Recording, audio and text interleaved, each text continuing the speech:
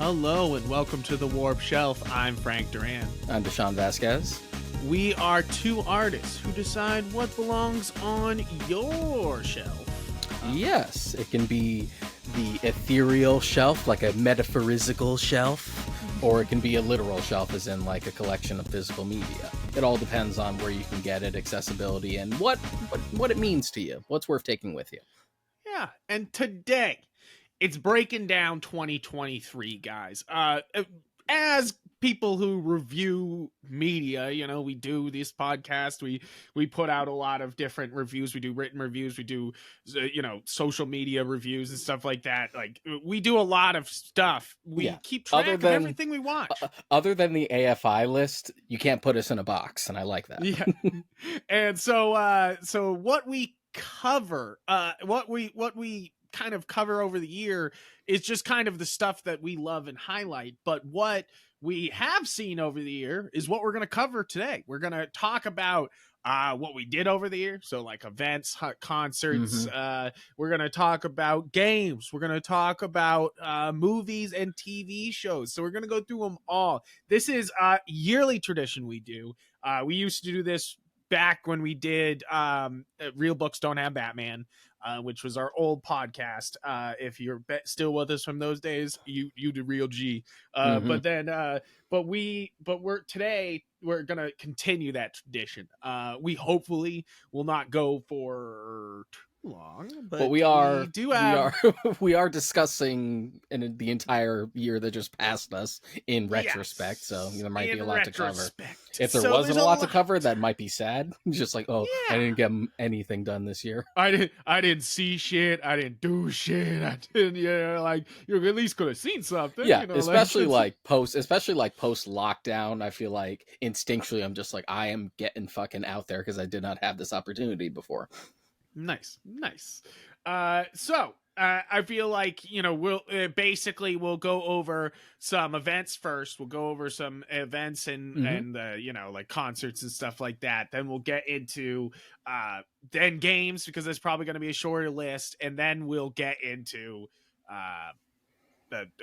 pretty much everything after that. I'm sure movies and TV shows will be the big ones. Books will be a big one for me.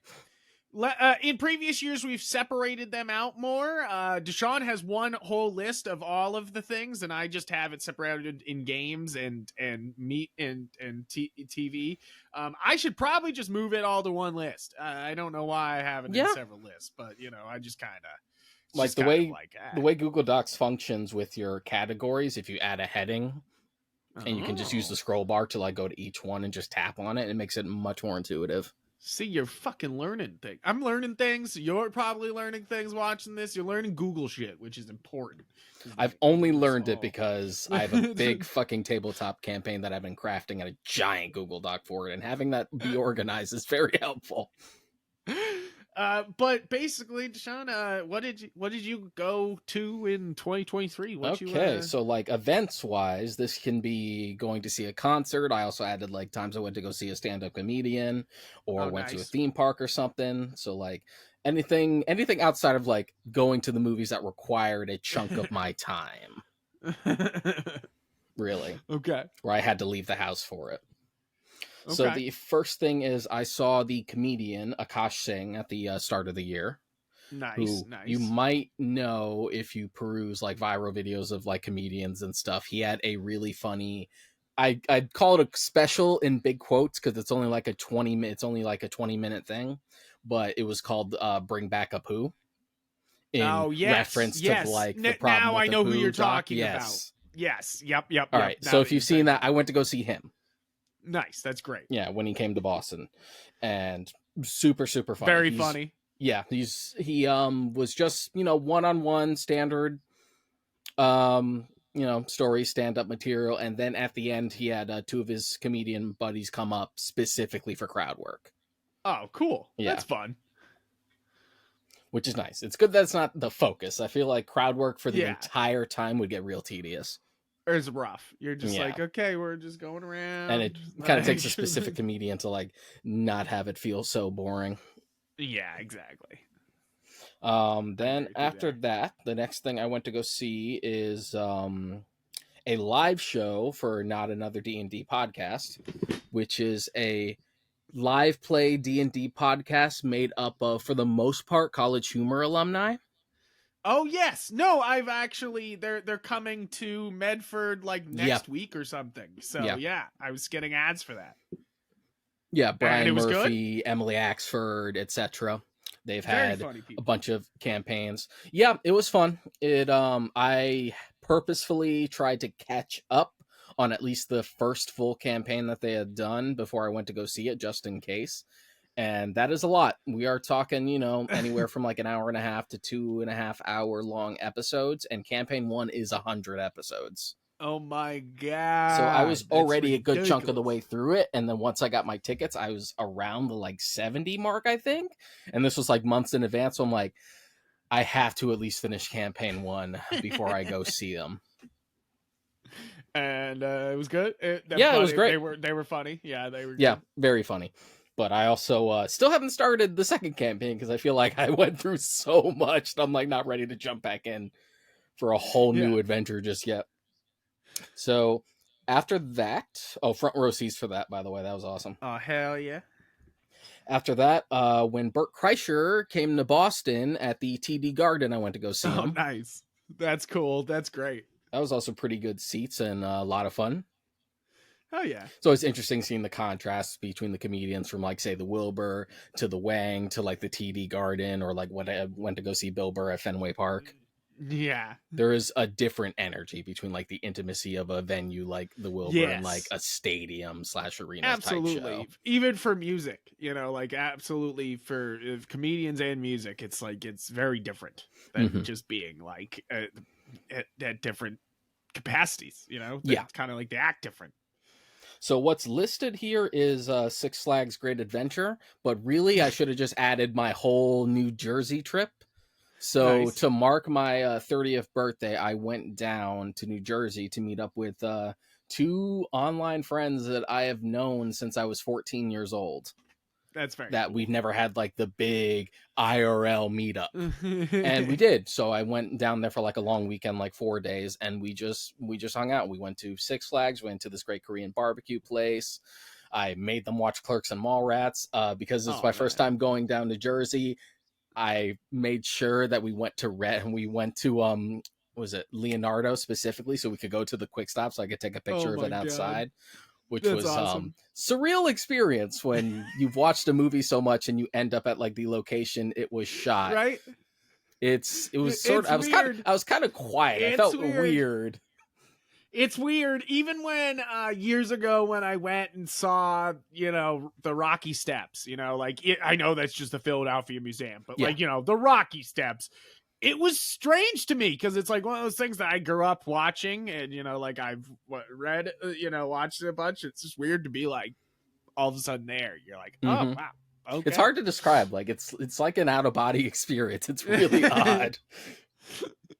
So that was fun. And then once I got back, I went to an exhibit that Boston had put up on Newbury Street for the Art of the Brick tour. Oh, which is cool. the like Lego sculptures, like the very specific ones. That was really awesome. That is awesome. Super cool, like original sculptures, as well as like flat panelings to try and homage famous paintings. Like there was a Starry Night, but in Lego. That is cool. That kind of stuff. Then after that was the first time I went to go see Beetlejuice the musical when it came to Boston, and I saw it at the Citizens Bank Opera House. That's cool. Then after that, we don't need to get into it. Which guys, check out the episode. Check out the episode. We won't talk about it here, but literally. And then after that, I went to Candlelight, the Best of Zelda, which is the second Candlelight little concert that I've been to. The first one being the Best of Hans Zimmer. And did I do we did a Candlelight? Was that you did? Year? It was the 100 Years of Warner Brothers, wasn't it? 100-year Warner Brothers. Yeah, in February we went, and that was actually really really nice. It was in like a really nice church in Boston. The one that's near Copley Square. And what did you right on the edge get band wise? Did you get a string quartet? Yes. Okay, yes, we did. Yeah, that's what I got for Hans Zimmer. For Zelda, we got a pianist. Oh, that's cool. So they Yeah. do change it up. Okay, I thought it was Hmm. always strings no matter what when you're going to a candlelight concert. So it But I varies. would, guys, I know you're probably going to get too many ads once we literally say the name candlelight concert. I'm sure my phone's like, It's gonna I be like heard you, Fever bitch. Up, Fever Up, Like, baby, Fever Up. Download the Fever app. because they are like ferocious with their ads about it, but it is really nice. It's If you find nice one that fits because your taste, go see one. yeah, they do a bunch of things. Depending on the season, like around October and such, they do like horror movie themes, and Yeah. like they do Christmas songs, and they even do like specific nerd stuff like Best of Zelda, like the Best of Hans Zimmer. I've seen one that's just like best of like anime themes. Yeah, ours was Warner Brothers, and it was cool to get like Lord of the Rings stuff, and like that was just awesome. Yeah. Like you're just like, this is great. Like it's fun to go to a nice concert like that. Hmm. Mm-hmm. So after that, I went to go see immediately just like two video game related concerts in a row, Candlelight, and then I saw Video Games Live. I forget what Oh, that's I forget cool. what the venue is. You might know it. It's like right from it's like literally down the block from like the Harvard stop on the orange and the red. Oh, Some fucking big venue. It's got those big pillars and stuff. yes, I do know what you're saying, but Oh, I think it's literally because the BSO, the Boston Symphony Orchestra. Oh, you went to the Yeah. You went to that is a beautiful building. Yeah, that's Holy it. crap, it's a beautiful building. So I've that was been super for the BSO, like it's great. It's beautiful. Before. fun. So after that was another stand-up comedian, this time Randy Feltface, Randy which if you're Feltface? unfamiliar with is a stand-up comedian who basically uses a puppet. The purple puppet. Yeah, the purple Yes, puppet, the yes. gum tree story that went viral on He is YouTube. funny. Yeah. He is funny. Yeah, he came to Boston. Good. I went to go see him. Oh, Super cool. funny. And it also That's made me great. realize that like the balcony seats at the Wilbur aren't too bad if you're at least in the front. Okay. It's actually not a bad spot to be, at least if you're going to see a stand-up show. For Yeah, other the stuff, Wilbur's maybe not great. necessarily. It's a great venue. Not many bad seats in the Wilbur. Yeah, I've been to the Wilbur so many times now. Yeah. Because especially since every time I see a stand-up comedian, they tend to be there. So That's it. I mean, that's impressive. I've only worked there, so I haven't been there for anything other than when we saw Clerks. The Clerks. Yeah. So that was the first time I was like, it's weird to be on this side. I'm usually on the other. Yeah, for sure. Just like, wait, hold on. Then the next thing after that was this was a late Mother's Day gift for my mom. We went to go see Cirque du Soleil Cordio. Oh, very nice. And what is Cordio? What's the theme? What is that? Like, what was? Because I know they all have different themes. Yeah, they all have like different themes. It's tough to describe. The story is framed around like a circus ringmaster like trying to accept death. Okay. Yeah. But in like That's- sort of a it's very like bugs, like like butterflies. It's very much like Nice. life is so whimsical though. It's like sort of like the life is beautiful approach to something like horrible surrounding you. Okay, all But right. very great performances. I did get a few decent like videos of it because recording was allowed. It's always nice when it is. Wow, that's. I go to so impressive, many because- events where they're just like They're they'll like, "No, chop your how hand dare you." off if you pull out that phone. Yeah, how fucking dare you? Record this. How dare you? Mm-hmm. Then after that, I went to Fan Expo Boston. So that was the one Beautiful. convention that I did of the year. Very cool. Very cool. And how was it? It was fun. Yeah. Yeah, good time. Good- Are you good gonna time. go next year? I don't know. I always check to see what the guests are. Yeah, it And, like, matters what about we the got guests, for, which like, they venues have and been stuff like that. packed with the guests, so Mhm. it's not a bad. It'll hopefully only get better. Yeah. if they're But I always treating you like nice. check ahead of time. Yeah, understandable. I was salty that Sam Raimi had to cancel because he was busy. I'm like, damn it. That was one of the big ones I really wanted to do. Yeah. So after Fan Expo Boston, another comedian that I had seen was Godfrey. He's a comedian that's been around for a while, but he's always been kind of under the radar. He's another one that started to get Yeah. bigger traction because of like viral videos. The one that people know is he did a bunch of DJ Vlad interviews for a while, Huh. and he's made a bunch of videos like there's this one great video where he makes fun of the fact that Dominicans and Puerto Ricans don't want to admit that they have black ancestry. Really fucking funny video, and it's true. If you've ever grown up That's in a funny. Puerto Rican family, that is absolutely on point. Uh, But and super funny. that's Probably good. the Super funniest I funny. had seen of the year. Like I I was laughing my ass off. Oh, nice. Cool. Yeah. Then Go ahead. after seeing Godfrey, the very next thing was going to see Evil Dead the musical with you. Yeah, which we taught. There's a whole episode, so don't. We're not going to talk about Yeah. it here. Then after that was the Sonic Symphony World Tour, which is the official like tour that Sega's Ooh. putting up for Sonic music and Crush 40 music by extension. I had my buddy, which is actually one of the online buddies I went to go see in New Jersey, come up from New York to stay over for the weekend so we could go see it, Nice. because he's probably the biggest Sonic the Hedgehog fan I know. Wow. And we Okay. had Nice. fucking second row seats, Beautiful. Beautiful. and That's it was a awesome. damn good time. And then the last event before the year was out was I went to I think it was specifically in BU. Yeah, I think it was like a BU performance to go see them do Hydrogen Jukebox, which is a Philip Oh, Glass orchestra. yeah. That's cool. That's yeah. That's very nice. I didn't know you did that. That's awesome. But that's it for my events.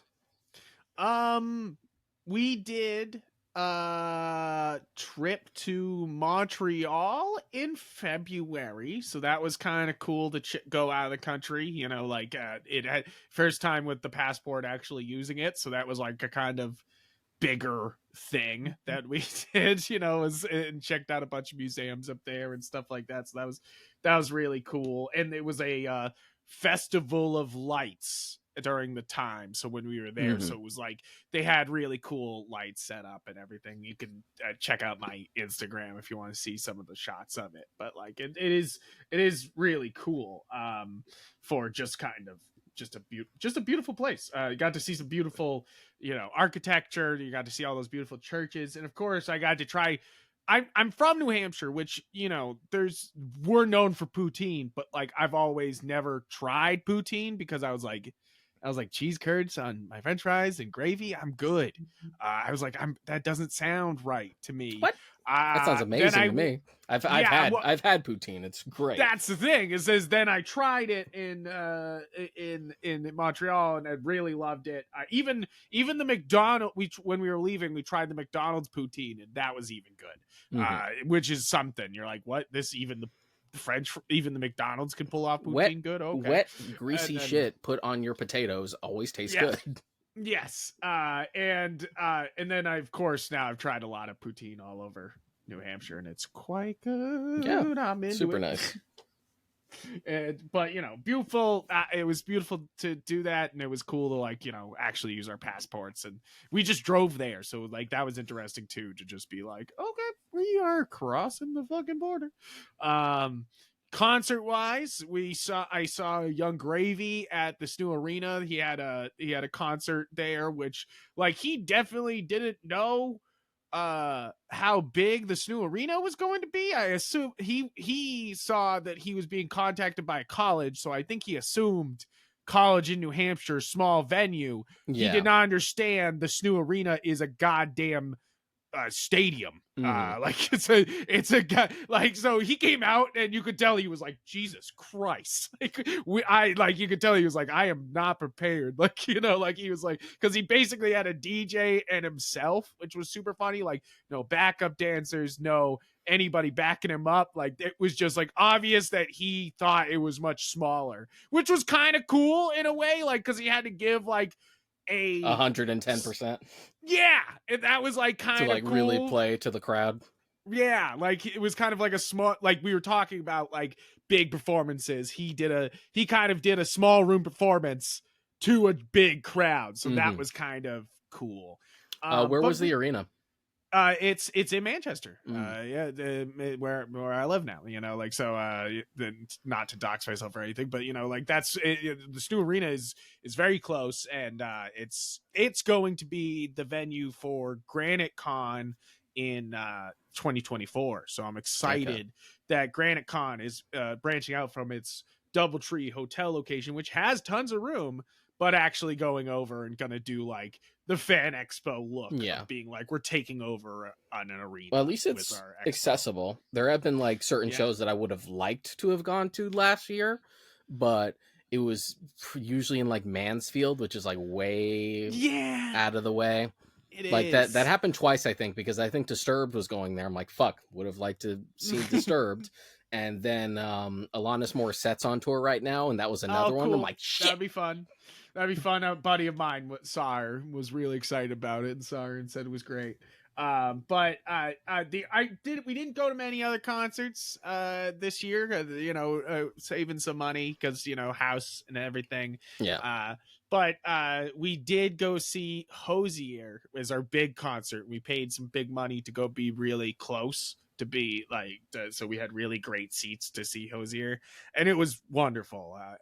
It was at the New Hampshire Pavilion, which is kind of it's even far for us. It's like like an hour or 45 minutes away from us here, Hmm. but it's near like Weir Beach in New Hampshire, and like but it was a nice venue, a really nice. They've really upgraded it since I was a kid and I went to Warp Tour there, and it was just like a mud pit that they somehow slapped a venue into,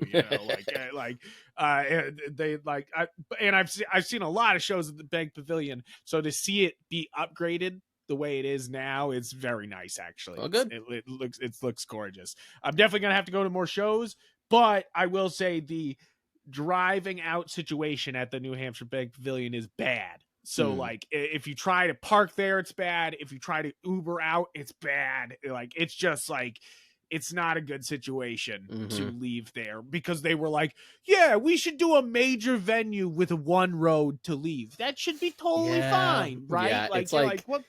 Yeah, it's like doing any big event like at the TD Garden and stuff. Like, ain't Yeah, nobody's gonna want to drive. Like, you're gonna take the T and you're gonna hate it because the yeah. green line's gonna be stuffed to the Stacked. Yeah. fucking gills, and you're gonna be lucky if you can like squirm your way out and not miss your stop. Exactly. And it's just like one of those things that you're just like, hey, but not too much event wise or Okay, concert wise this year. So, but that's pretty much it. Was all right. going to see Hosier So and Young Gravy. But next on my doc category wise is gaming. nice. Which by the way, 2024. I do want to do better with concerts this year because it's like there was many concerts this year. I looked in the face, saw the tickets, and like had sticker shocks for a lot of them and was like but now I'm like, why did I not see those people? I love those people, like why would I not see these bands when they Yeah, come through? that's why I So was telling you already. Like, if you said you and Mary were interested in going to go see Hades Town, get yeah, those tickets now, yeah, not later. get the Hades tickets now. Yeah, maybe it might be the move. Yeah, Might be the movie. like I got mine uh, already. Nice. uh and But I'm already doing better. We already saw Beetlejuice the musical, so we're already doing. yeah, We're already, and Deshaun already said we saw Evil Dead the musical, so hmm we did that too. And I saw a lot of local theater. Mary's sister is the head of Epping's local theater, and we saw a bunch of shows over there for their local production. So we saw a lot of nieces doing a lot of roles, which is yeah, nice. it's Actually. good to try and beef that up. I'm trying to do the same, but for movies, which is funny because I already watch a shitload of movies every year. But I think it's because I saw Edgar Wright being like, "I've watched a movie a I watched day." 365 movies, and you're like, And you I'm just son of a like, bitch. and I'm just like, motherfucker, I could do that. I could totally do that. Yeah, you could, Deshaun. I know you could. Yeah. I But mean, this anyway, year, but I mean, we'll talk about it we'll more when get we to it. actually get to We'll get movies. to it because I got up to 128 is my movie and TV list. But that's not included, so We'll talk about it. We'll talk about it. I We'll do have the talk about total it. for mine too because I separate them out, so I had to But do the math.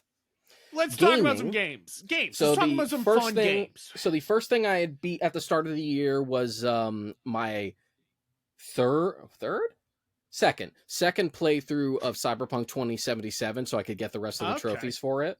So like that was Okay. the first thing I did. I'm pretty sure it was like super early January, like maybe even like New Year's Day, where I'm just like, we're done, we're We're moving on. done.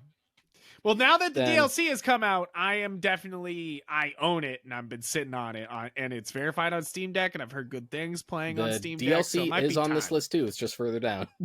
I'm just having such a good time with Red Dead at the moment that it'll maybe Cyberpunk will be next after that. Yeah, one big scope game like that at a Yes, time. exactly. I don't know if I could immerse myself in multiple games at the same time. It hurts. It's kind of like reading two big fantasy books at the same time. Your brain's just like fantasy universes, and you're just So like, after Cyberpunk, I had gotten the Castlevania Advance collection.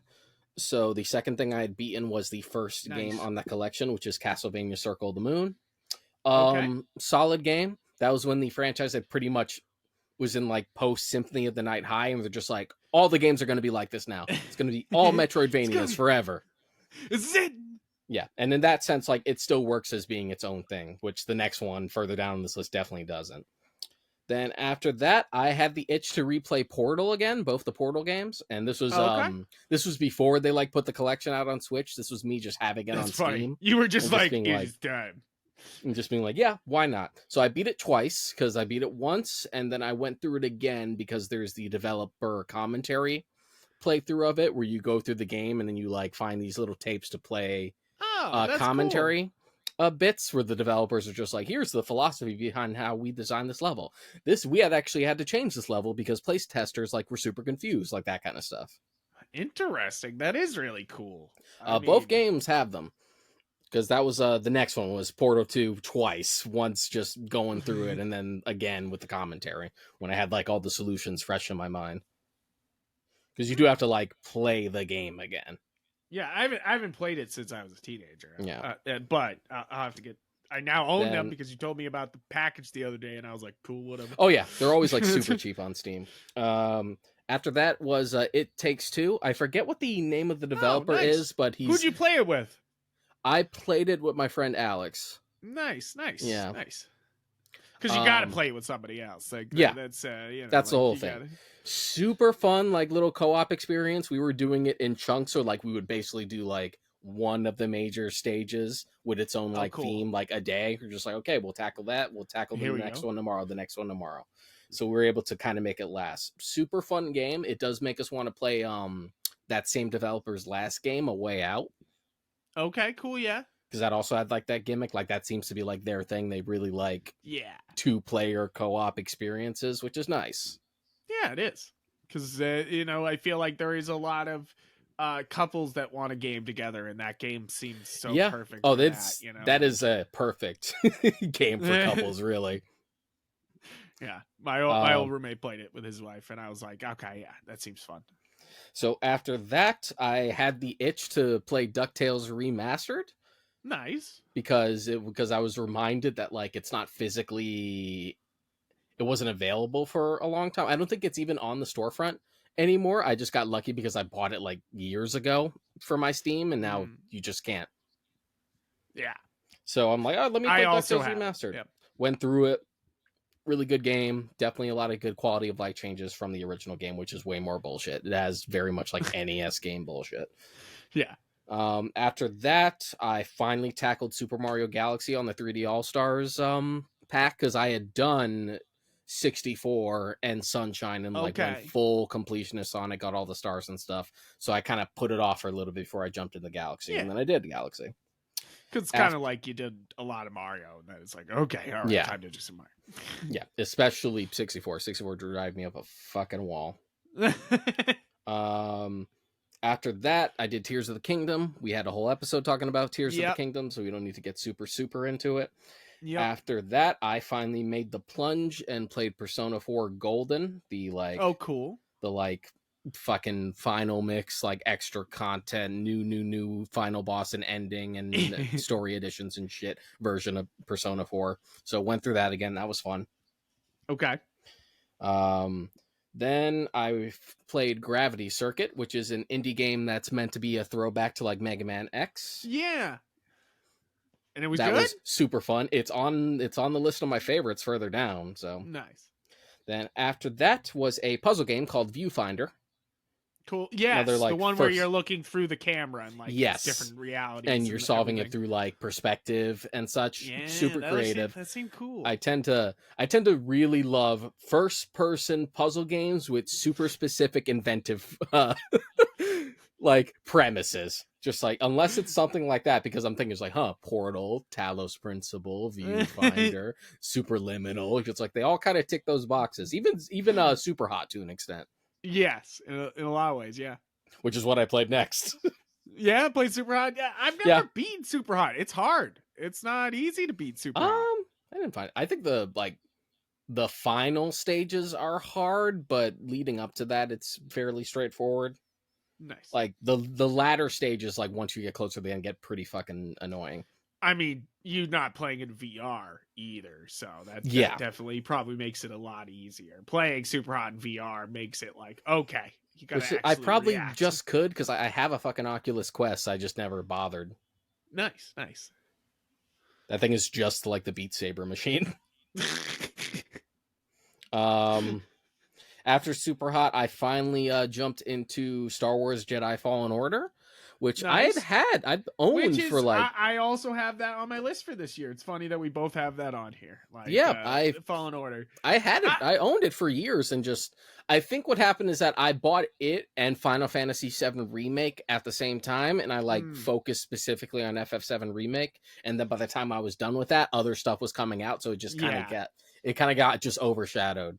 So then I finally just jumped back in, mostly because Jedi Survivor looked kind of dope. So I'm like, let me actually start this and like finish it finally.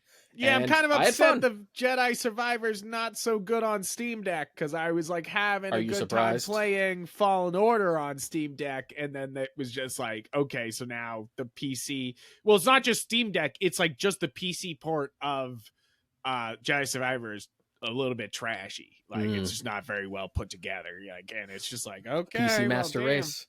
Yeah, you're like, damn. Okay, I always get some like Schadenfreude when like a game gets a bad PC port. Just like, oh, consoles are dead, huh?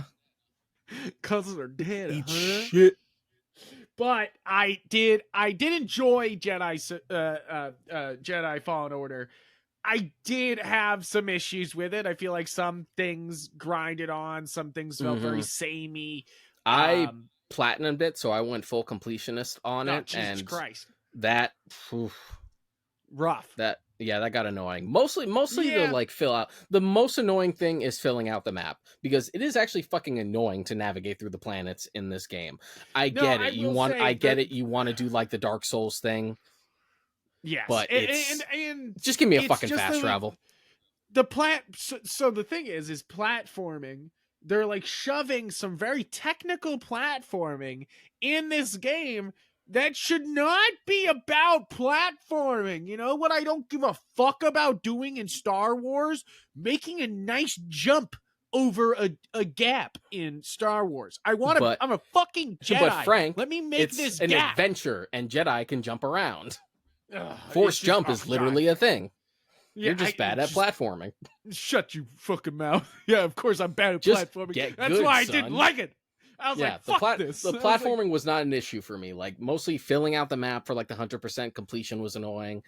The combat is solid, but I've played better as far as lightsaber combat is concerned. Like, nothing's ever really topped like those old Kyle Katarn games for me. It feels good, but it's not like, it doesn't make you be like, woo! You know, like until later in the game, which is my problem with the game in general. Is it's not the platforming, because I can be like, I know I suck at this. Like, I know it's not my thing. What I can't let go is that it didn't feel good combat wise until 16 hours in or something like that. It's something ridiculous until like you felt like a Jedi, like you were really handing out some ass, you know, like and before that you were just like but like the planets were diverse enough for like the new stuff that they had added. I liked the like world building stuff that Fallen Order added. Like I figured out that going back to Elam, the snow planet, where, you know, if you've seen Clone Wars, the episode where like the younglings get their crystals, that was cool to go there. And then it was especially cool realizing that in canon, that planet ends up becoming Starkiller Base, Yeah, right. which Like, I intuited because I'm like, snow planet with like this trench going all around it. That kind of looks like Starkiller Base. I'm like, wait a minute, Starkiller Base, wait a powered by goddamn minute. kyber crystals. This is a planet specifically for Harvard. This is a planet specifically for kyber crystals. Holy shit! The fucking First Order turned this planet where younglings find their kyber crystals into a fucking big Death Weapon. Star. That's actually Yeah, kind weapon of mass that's actually destruction. kind of tragic and perverse, and I like it. Yeah, sometimes there's a little things where you're like, do I like the First Order? No, I don't. But is some of it kind of cool? Yeah, like, retroactively, but to yeah, be fair, retroactively. it's not like we haven't done that before. Yeah, right. Star Wars is like, we can fix this. Yeah, give us. You just wait. They give us the one fucking great animated show that takes place in the sequel trilogy, and then retroactively, so you know, my sequel God. trilogy's goated forever. I've already and seen it, my man. Once we get to that like generational pivot, just like kids who grew up with the prequels are just like, nah, I love the prequels growing up. We're gonna get that too. Yeah, we're gonna get that where they're like, I grew up with the sequels, so I like them, and it's already happening, and you're kind of like, yeah, one of them's good. That's so good for you, man. One of them is one of the best, but you know, it is what it is. It is what it is. But hey, you could argue the same thing for the prequels. Yeah, it's just like Phantom Menace and Attack of the Clones can kiss my ass, but you know, Revenge of the Sith is flawed, but it has cool shit in it. But moving on. Fallen Order, though, I think that it just kind of it's very slow game, and once it gets going, it feels great and it's fun. But once it takes a little bit to get there. I'm also getting a little sick of the inspiration that like Souls games have had on like other games. I get fucking. I'm sick of dodge rolling in combat, man. I'm sick of it. I don't know, because so one of the games that's not on my list here because I didn't beat it. So I have several games I played a lot of this year but could never beat. So the 2 games at this point so I didn't beat, and one of them is Elden Ring. I put 80 hours into Elden Ring. It just, that was never gonna fucking happen. Well, there's a difference between like that type of game from the source and other games trying to emulate it. Yes, I agree with you there, because I was gonna say that like the flawlessness and the smoothness of combat in Elden Ring but like trying to apply else. Souls-like mechanics to Fallen Order, which it is. That game is very much has a lot of Souls-like elements, and you're just like, oh, it's so absolutely cute. You want to be a Souls game, Star Wars. It does. It really does feel like that with Fallen Order 2. You're like, oh, you want to be a Souls? You're like, ooh. Because it wasn't the combat that was hard. I was never losing in the combat, like I was like, like it was always just stupid. I was playing on a higher difficulty, so like the boss battles could be pretty tough. You had to be super precise about it. No, I will say the boss fights were something. I'll give them that, but not in like a fair Souls-like way. It was just kind of like, like that's the number one thing that I think that they get wrong when they're trying to emulate is like that feeling of fairness that they're like, hey, we want you to beat it, but there's a way to beat it, but we're not just gonna give it to you, like, and that's a lot of what that's From Software is doing, so like, in the 2 games I didn't beat Elden Ring and Armored Core, both final boss things where I'm just like, all right then, I can't do this. I'm like, nah, I'm good here. Confessions of a Coward.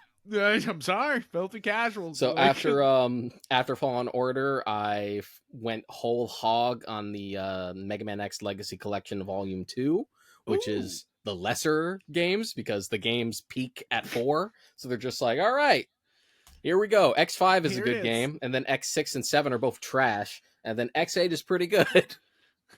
So if you're going to get one, just get the first like volume 1 with like the good ones. But went through that because I finally wanted to just like dig deep and platinum the second Legacy Collection. Nice. Which was tough because I had never even beat Mega Man X6 because it's so fucking broken and bullshit. Makes sense. Yeah. So went through all of those. So like X5, 6, 7, and 8. Okay, great. Um, Wow, beat crushed it. Rollerdrome and platinumed it, which is the Oh, that cool fucking rollerblading game with guns. yeah, Because someone yeah. decided to like make a Tony Hawk like game, but give it bullet Guns. time and shit. It's a wild, really fun game. It gets pretty tough though late in later stages. Oh, cool. So interesting challenge. That's fun. Then after that was I had platinumed Theatrhythm Final Bar Line, which is the Final Fantasy series rhythm Yep. game. Yep. Oh, wow. I mean, cool. That's very nice. Went through all of that. All of that. Tougher than you would think because there is I bet somewhat it is. of a strategy of it because you are forming party members with their own advantages and disadvantages and spells as you're going through the rhythm game, which is why I like it compared to other rhythm games because I'm like, okay, Yes. there's still like an RPG element to it here, There's something, even if it is there's kind of some passive. RPG going on. I like that though. I like that. That's cool. And then after that, I decided to revisit Sonic Adventure 1 because I Nice. have 1 and 2 on Steam, so I just like played a modded copy of the first one just to have a run a little smoother just because the PC copies of both those games are super It's not old. great. I have them and they're To the point played them where this year I can't even didn't beat them. I can't They're even rough. fucking get Sonic Adventure 2 to boot like on my laptop for some reason. I've been trying a bunch of troubleshooting Really? for it. Yeah. Huh. Which apparently is not uncommon. I've heard people have issues with it before. Yeah. But that's I've also heard that like people had issues, but it booted up on Steam Deck. So. but that's also that's the immediate like, PC gaming can kiss my ass. It's like, you know what? Streaming is really convenient. Buffers wants fucking physical media forever. Fuck it. That's right. Just like the moment a game has any trouble booting up, like when I'm trying to play a PC version of something, fuck it, disc consoles forever, fucking shit. If I have to do any amount of troubleshooting for it to actually just play, I'm irritated. Just fucking function, then it's out of line. Yeah, exactly. There's always some like ghost in the machine nonsense that you might have to like find troubleshooting for. Just like, well, you have to go in the system files and rename this and blah blah blah blah blah blah. If you do /run and enter this fucking code, you're like, Jesus Christ. So after that, I played through The Messenger, which is a really great fucking game. Yeah, I had always heard great things about it. Yeah. Yeah. The Ninja Gaiden game. So that is on my honorable mentions because that's not a game from this past year, but I put it in as just like one of the favorite things I played this year. Okay. Yeah. Great game. It starts off as a Ninja Gaiden homage and then turns into something different. Like it is a game that has several twists and turns, and it got me several different times. That's cool. Yeah. That's very cool. It literally shifts genres. As I saw and you're 2 like, what was shifting genres, and I was like, whoa, okay. So that's cool that they did it in 1 also. So 2? There is no Messenger 2. What are you talking about? There's Messenger 2. There is not a Messenger 2. I'm gonna look this up right now while you talk about your next topic. Let's. I'm gonna not next topic. I'm still on gaming. If there was a Messenger 2, I would have played it. I think there is, but go ahead. I played the game, Frank. pretty sure me who hasn't played the game would know more.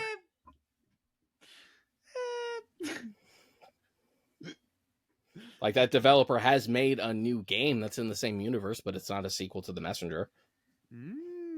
So after The Messenger, I did Spider-Man 2, the new Insomniac one. Super fun. Just like the first Insomniac game, these fucking games kind of give me what the movies won't give me that I want. In terms of stakes, characterization, I want Kraven and I want Venom, but you want to keep fucking with me with these stupid solo movies. And then Insomniac's just like, yo, what if both in the same game, bro? You're like, thank you, Insomniac. Thank you. Maybe I was thinking of that prequel, Sea of Stars. Maybe I was thinking. Yeah, Sea of Stars is an RPG, different thing. Yeah, same universe thing. though. I see. Yeah, I see what you're saying. Sorry. After Spider-Man 2, I went through all of and Platinum Sonic Frontiers. Oh wow. Yeah, I played that this year. I did not beat it. And then you told me that the end is kind of hard, so I'm kind of like, whatever. Yeah, the like true ending has this stupid fucking like bullet hell section out of nowhere. It's dumb. I also didn't finish the DLC because frankly I didn't give a shit. Especially after just having played Sonic Adventure 1, where like the characters who aren't Sonic control so well, and they Yeah. control like fucking garbage in Frontiers. I hate the way their physics work. I'm like, nah, not good The, enough. I Knuckles mean, I can't glide liked. right. There's lots of things to like in Frontiers. It is like. fun but flawed. Yes, I think that. Yes, exactly. I think there's things to like. I think there's. I I think basically the concept of Breath of the Wild with Sonic works. Like it does work. Like just the open world. And to be real, Sonic's does a lot of things better than a lot of open world games in the way of just keeping you active Yeah. in the environment. But there's a lot of flaws. There's a lot of like, why am I doing this bit of the map again? You know, like there's shit like that where you're just like, where is this one objective? I can't find it. Yeah. Oh, it's way over. You know, like it's dumb things like that where you're like, did anybody fucking playtest this game? Because I have that's to obnoxious. pay currency to watch, not like real world currency, but I have to collect stuff to play cutscenes to talk to the companions to progress. Just like a lot of it can be very confused. Yeah, you're just like, It's like one of those things where you're like, it's one step forward for the Sega team, which any step forward I'll take. But this is kind of a 2 steps back situation. Yeah. It's no Sonic Mania with, you know, where it's just a hit, and it's not the other games they put out recently have not been hits either. So the last is great better of a hit. The last great like 3D game they put out was Generations, and Generations was 2 console generations ago. Which I played a little bit of this year. It's a good time. I like Generations. So after that, I did a revisit of the Talos Principle because the second game was coming out. Nice, so I'm like, let me dig deep and actually platinum the first game because I had meant to and just never did. So the reason I didn't is because it required me to like play the game like 1.5 more times to just go through it again. Jesus, because there was like missable trophies that I had to like start the whole game over for. So I'm like, God, oh, damn. That's rough shit. I hate that stuff. You're like, please. I did it. It's always a good incentive when like, oh, sequel's coming out. Should I platinum the first one? Maybe I should platinum the first one. After that, I played Infamous First Light, which was like an expand-alone to Infamous Second Son, which I just never got for whatever reason, despite loving the Infamous games and literally getting the platinum for all of them. They're great games. Yeah. They're great games. I just never bothered with First Light, despite really liking Second Son. So I finally got it because it's super cheap. Like the infamous like franchise is basically shelved at this point, especially with Sucker Punch moving on to Ghost of Tsushima. Yeah, so I'm like, yeah, fuck it. It's only a few bucks. I'm sure all the games become easier and easier to like go completionist on. So I'm sure an expand alone will be even easier. And it was. I basically like beat it in a day, and then like the next day I got the platinum for it. But nice. I did have fun with it. Then after Infamous First Light, Talos Principle 2 came out. Went whole hog on that. Beat it. Did not platinum it because I need to go through the whole game again. Because now this one has several different endings, and you have to make certain choices based on where you are in the game in order to affect the world to get a certain ending. So you're like, all right, I'll come back to you later. But I did beat it. All right. Super fun. Love those games. I sent you that clip of like the guy going off about John Carpenter. Yeah. And then after that, I was itching for a revisit of Metal Gear. So I played Metal Gear Solid 1 and Metal Gear Solid 2. Went through those fairly quickly. Played Aliens Fireteam Elite with a couple other buddies. Solid game. Like nothing spectacular, but like a good but a solid time. Not even an FPS. It's a third person. Right. Yes. Yeah. Sorry. I'm thinking of older. Yeah, third person games. Yeah, simple third person shooter. Good time with like 2 other buddies. I had fun. Nice, cool. And then the last 2 things I played before the year was out was Lethal Company, which I've played a few times now. Can you beat the Lethal Company? Or I don't think you can. I don't think there's like an ending. It's just like surviving as long as you can. Okay, sorry. Yeah. Okay. Cool. I didn't know if you were if you were counting it as beat, and I was like, wait, Yeah, did when you it's a beat it? game that like is endless, I just kind of count like, hey, I played a session of Yeah, it. I So played the fuck out of it. Yeah, like yeah, I exactly. played a Okay. game of Among Us. I've played Among Us. Okay, makes sense. Yeah. And then the last one was Power Wash Simulator, just for the Oh, good lulls, time. Yeah, which good is yeah, time. it's a chill game. I'm not normally into like comfort games like that because I get bored. Yeah. But doing it with buddies, especially because they have the weirdest, like they get the weirdest licenses somehow. I think it's such a simple, like cheap idea that they're able to Yeah, just so get the they're like, wildest okay. licenses. Like, oh, we got Final Fantasy VII. Well, you want to clean a model of Midgar? You want to clean the bike that Cloud rides? Oh, we got Back to the Future. You want to clean the clock tower? You want to It's clean the insane. DeLorean? Then we got It's Tomb Raider. You want to clean the Croft Mansion? You're like, sure. That's ridiculous. That's That's at so least funny. a little more incentive. That's so funny. But that is it for my games. That's 31 games I Nice. played. Holy Well, shit. 31 I have games a I beat. yeah, I have a lot shorter list for games I've beaten in 2023. First one was Building Full of Cats, which is a find a cats hidden in the image game. I will say this is my kind of guilty pleasure game. I know it's the stupid. I know it's stupid. I know it's stupid, but it's kind of my like brain shut off like derp derp derp I find the kitties type of thing, and it just kind of it's great. It had a ton of levels, and there's other versions of it that are just as fun. Like Building Full of Cats is good, but I played the fuck out of I'm playing the fuck out of an Arcade Full of Cats, which is the sequel. And if you're looking for just a point and click game with the cats, that's the Building Full of Cats. It's a good time. Then I played Star Wars Fallen Order. We talked about it. Then I played Michael Jackson's Moonwalker. Because I got a Mew. I got this little bad boy right here, which is great. I love my little Mew Mini 2. Really fun little system. Just it's great to have a crap ton of games that work right away out of the box. You can get it on Yeah. Amazon. So And it's pretty crazy. I did play a little bit of it when I was over at your place. Just a Yeah, bit to like test it out some of the emulation. And it's yeah, it's solid. It has it's like the solid. typical thing with emulation sometimes with the sound where you get just like really bad like sound pops for Yeah, where you're certain like, poop. games, but yeah. But overall, mostly really solid. But I did play.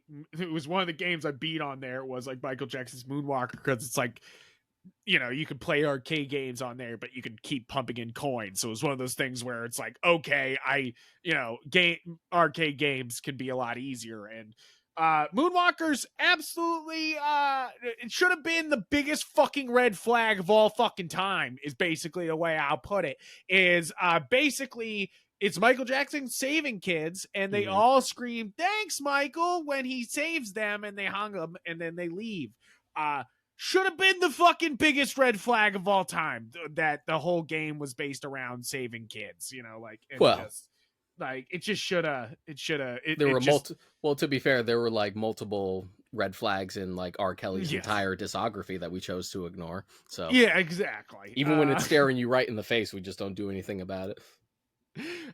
Earlier this year, Sega Bass Fishing, Sega was putting out Sega Bass Fishing on Man. Steam, and they gave it out for free. So they gave it out for like usually it's $7, which I Hmm. would pay, but it was free. They were I like, must have "Hey, I must have sign missed up." it when they put it out for free. That And oh no, it man. was like a literally you just sign up for the Sega email list, and Ah, one of those. Okay, that makes sense. we'll give you Sega Bass That's Fishing. how And I you're got like, okay. the soap shoes in Sonic Frontiers, his Sonic Adventure 2 shoes.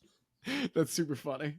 But the Sega Bass Fish is a good time. I beat the story on it, and it was I this year I really got into fishing. In August I got into fishing, and it's been really nice. It's a weird hobby for me to get into, but it's one of those things that I was into it as a kid, and now I'm like back into it, and it's been really great for me to like get out and like do things and be out in the world, and like it's a therapeutic thing. I really enjoy Between it.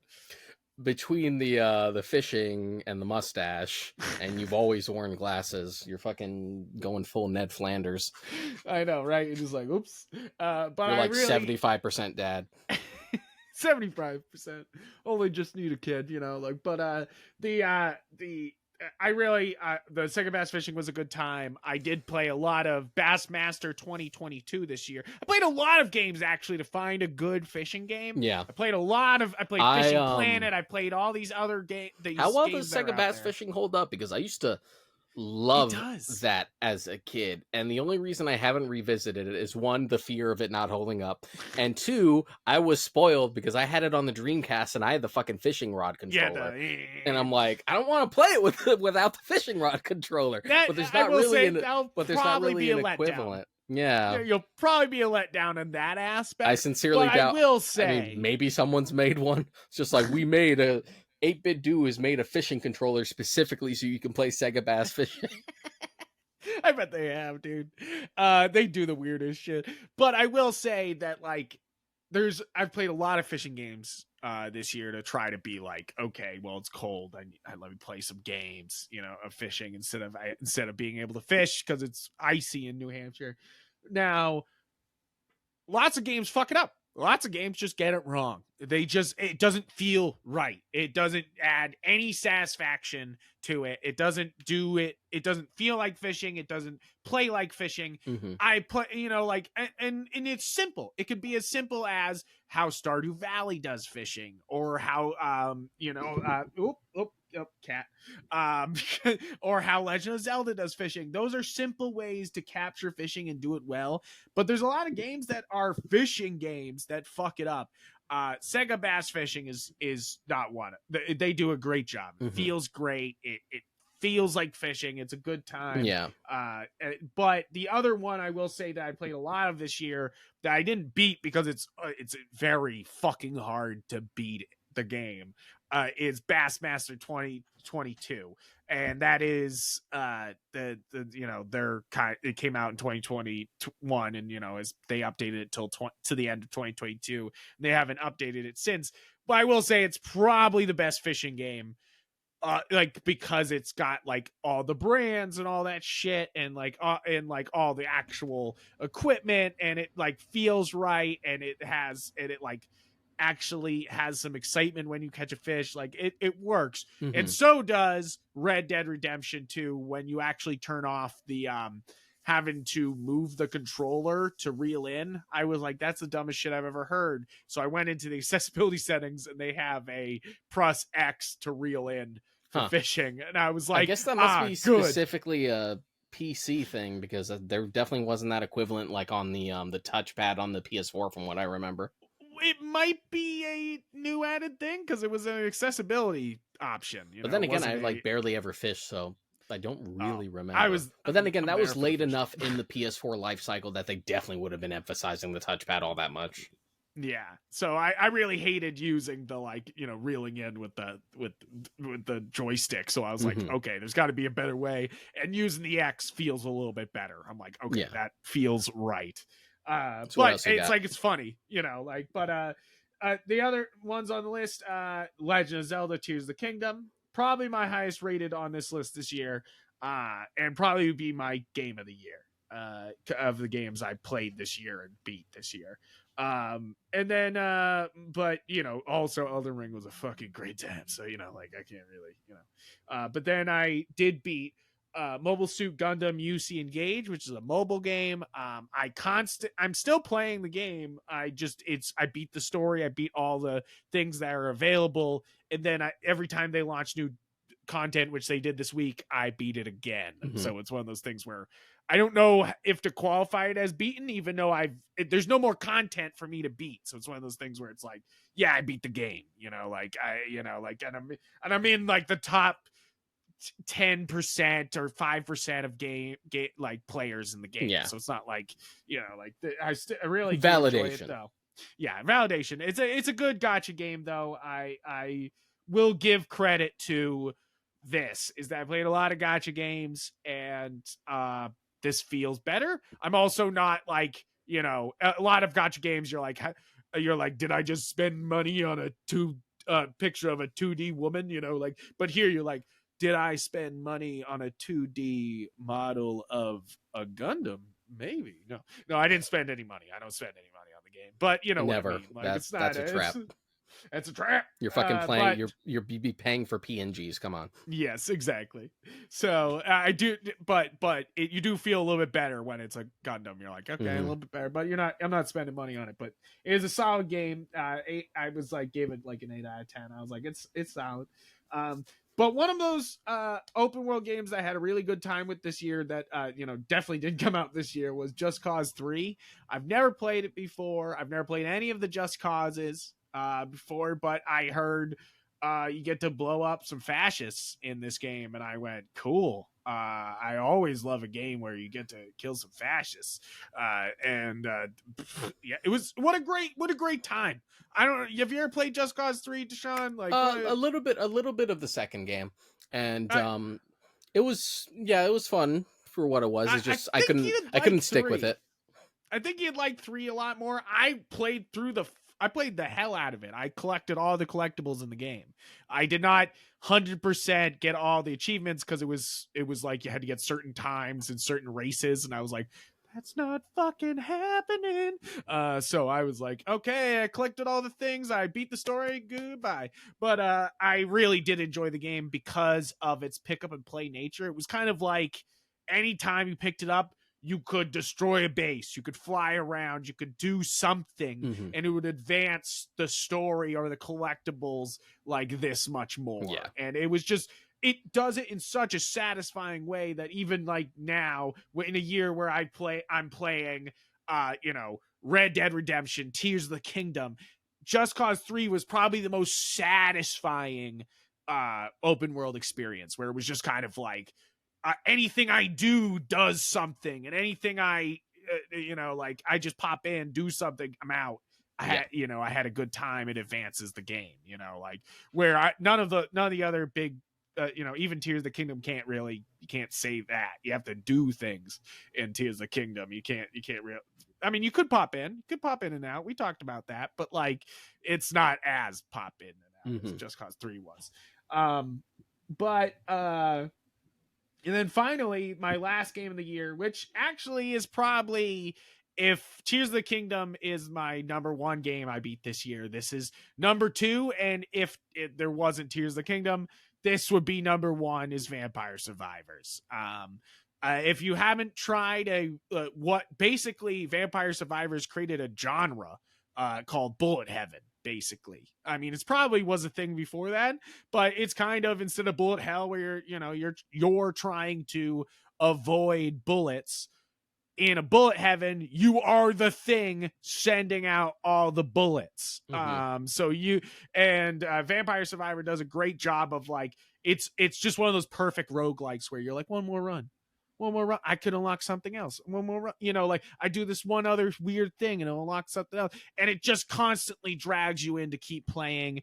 And they've constantly released a great DLC for this, just more levels, more fun. They even had a collab recently with Among Us, which I thought was really ridiculous and fun. But I did beat the story recently. I beat like all the levels at the end. I beat it right on Christmas break. It was the last game I beat before the end of the year, and I gotta say, it's great. Yeah, it's a great game. It's one of the if I look at my like playlist on Steam, my top 5 games for this year are Elden Ring, 80 hours, Just Cause 3, Monster Hunter Worlds, which I'll talk about in a second, Red Dead Redemption, and then Vampire Survivors. So those are my top 5 games on Steam, and those are my Mm-hmm. top 5 for this year, because that's kind of what I'm doing on Steam Deck. Now, I didn't beat Monster Hunter World, but I did put in like 40 hours into it. Mm-hmm. I didn't beat the game because there was a couple hard fights and no one was playing it at the time. But now everyone's back to playing it, so I might as well go fucking back, I guess. But I actually had a really good time. I was such a What fucking are you hater. what? Yeah, I know. I was such a hater on Years. Monster Hunter World. Years of hating on Monster Hunter World because I was like, oh, it's just console players Monster Hunter. And yes, am I right? Yeah. Does that mean it's not Monster Hunter? No. So I should have realized that is that even if it And is dumbed down Monster Hunter for the normal console player, it is still Monster Hunter and still has a great time. And yes, it doesn't have a big roster like most Monster Hunter games should have and do have. But I'm excited for the sequel coming out next this year. That'll be a mhm. great time in 2024. Did you go through? Um, Doesn't World have a shitload of DLC? Yes, I didn't see that was the thing as I couldn't beat the game and they don't give you the DLC to so it's like kind of one of those things so you have to like keep progressing to get to Yeah. the DLC. Well, there you So go. So you have I more didn't stuff get to to do. Iceborne. Yeah, I still got a lot more to do. So it's like But one of those things that I'm I don't glad count you've as like beat, settled but down on it because I feel like a good chunk of it was also you were just salty that you got a Monster Hunter game that you didn't get to play because you don't have a big boy yeah. console. Yeah, well now I do. Now I do. I got a Steam Deck, so show your mouth. But It's like there's a any difference between like I could tell some of it was just salt. There was a Monster Hunter yes, a game that little bit of you didn't salt. get to play, so you're mad about it. A little bit, a little bit. So other things that I played this year because I had a Steam Deck that I put some serious time into, but didn't beat. I tried Gotham Knights. That ain't it, homie. That's all I'll say. Don't doubt That's it. I will stop. We'll stop there because I could go on all fucking. We could do a whole fucking episode about what I think about Gotham Knights. But I'll just say that ain't it, homie. I did put in a significant amount of time into Final Fantasy Type Zero, HD. A good time. A lot. Yeah, that's Too many systems, but I liked them. that's I what had good times. I've heard. I've had a lot of people who like know my fucking cynicism towards modern Final Fantasy have said you probably like Type Zero. I'm like, I don't know. All right. But then I did put a significant amount of time to Cult of Lamb, which just dropped new DLC this week, actually, Sins of the Flesh. So I'm excited to get actually back into that game because I did enjoy it. I just I was one or two boss fights away from the end, so I just still need to get back to that. The other thing that I put a lot of time into that I did put down after a while. It's just one of those things that I quit cold turkey on was Marvel Snap. And this will be the last thing I talk about game wise. Marvel Snap, very cool. Made basically, they took the guy who designed Hearthstone, Brendan Bode, I think his name is, and they were like, hey, we'll give you Marvel money if you design us a Marvel Hearthstone, basically. And that's what this is kind of but Hearthstone still takes a lot of time. It takes you maybe like, 10 minutes to beat somebody. So like you got Magic, which takes 45 minutes. You got Hearthstone, which takes about 5 to 10. But here, Snap was like 2 minutes, 2 minutes, 2 minutes, 2 minutes. So I will give credit there. That's the fun of the game. But like any other TCG, you need to be spending a lot of money to be the top of the game. Like that's if you want to be playing the best of the best, you want to be playing like a competitive game. You got to be spending a lot of money, and I was not willing to on Marvel Snap. And you shouldn't. I feel like that's just the way with any TCGs. You gotta. It's. I love playing TCGs. I love playing them, but they eventually you get to realize that like They're every all new investments. expansion needs to get you to spend the money. So that's how they get you every time. Yeah. I have one friend who like plays it a lot. And it annoys me. Snap, yeah. Yeah. It's a good game. Yeah, I'm not knocking it, which says a lot for me because like anytime you put mobile on it, I'm like, fuck it, I don't care. Yeah, okay. But I understand. I understand that sentiment, but it is a solid one. I will say that. It's just one of those things where like it's like screen caps of like the different like characters and stuff like that, and like asking about it. I'm like, dude, I don't give a shit. Don't talk to me about this. Well, people like that's the thing is it's funny, people do ask because they're doing like deep dives on Marvel stuff, so people will ask you, they'll be like, what is this? And you're like, oh, all right, let me tell you it's about like, do you this know Marvel who Magic thing. is? I'm like, yeah, I do. X-Men character. Yeah, you're like, of course I fucking know who Magic is. who the fuck do you think you're talking Sir. to? I mean, So, to be fair, we are admittedly God more damn. DC heads. There are plenty of holes in our Marvel knowledge. Let's not Very posture. true. Very true. Very true. But I feel like both of us have pretty much encyclopedic knowledge of Spider-Man, and then by extension the rest of the fucking Marvel universe, because Spider-Man interacts with, Mm-hmm. So well, that's your I would last for say gaming? encyclopedic until a certain point. Then we just kind of, yeah. It never ends. It outlives us It all. never ends, and then you're just like, damn, okay. But that's my end of my game. Okay. So this is further down on the list, but I will just rattle it off quickly because I think it'll be better that Yeah. way. Let me go through the books. Okay. Yep. Especially since I know it's going to be a small list for you. I don't got any books, question mark, that I read this year. I mean, no, I've read a lot of Gundam Thunderbolt. You can see behind me. I also read The Man Who Created Gundam. Great time. Both all great books. Thumbs up.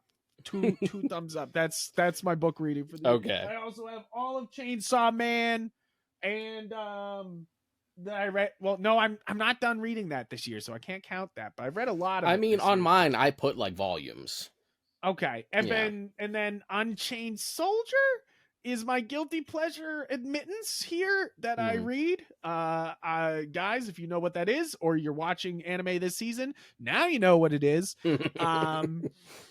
Which is kind of for me, it's like, yeah, for me, it's like, shit, fuck, people know it exists now. God damn it. Because it was definitely a guilty pleasure for me where I'm like, I know this is bad, but I like it. Like I'm just like, I don't give a shit. I like this trash. And like now it's trash out in the public, and I'm like, God damn it. My buddy Rob would read something like that unblinkingly and just talk about it. He has no shame in his game when it comes to shit. Yeah, like no, that. I respect that. I do. But this is, yeah, for me, I was like, this is horny. Yeah. So I'm like, which I know some people would be like, is it the old Catholic and you'd be like, oh.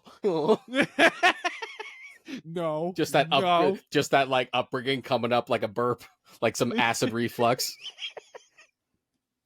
Only a little bit. Maybe a little bit. Only a time, man. Sometimes that sticks with you a little bit. Sometimes it's deep down. Yeah. So, books. So, Books. I read the entirety of Bakuman, not to be confused with Bakugan.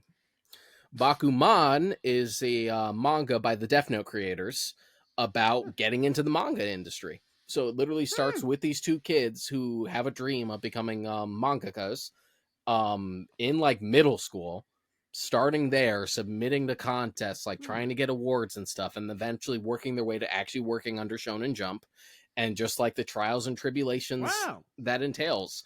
Very like detailed how the sausage gets made stuff about how manga publication works, and how much different it is to the way we do Western comics is really fascinating. Like, because it's published, because unlike comics where you get single issue releases and they just kind of stand on their own, the way Shonen Jump works is that it's a magazine.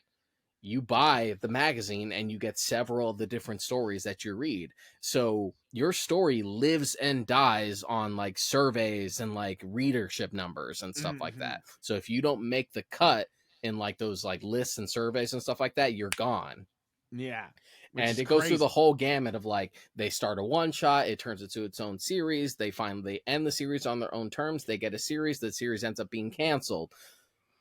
They have to like drum up support for a new one.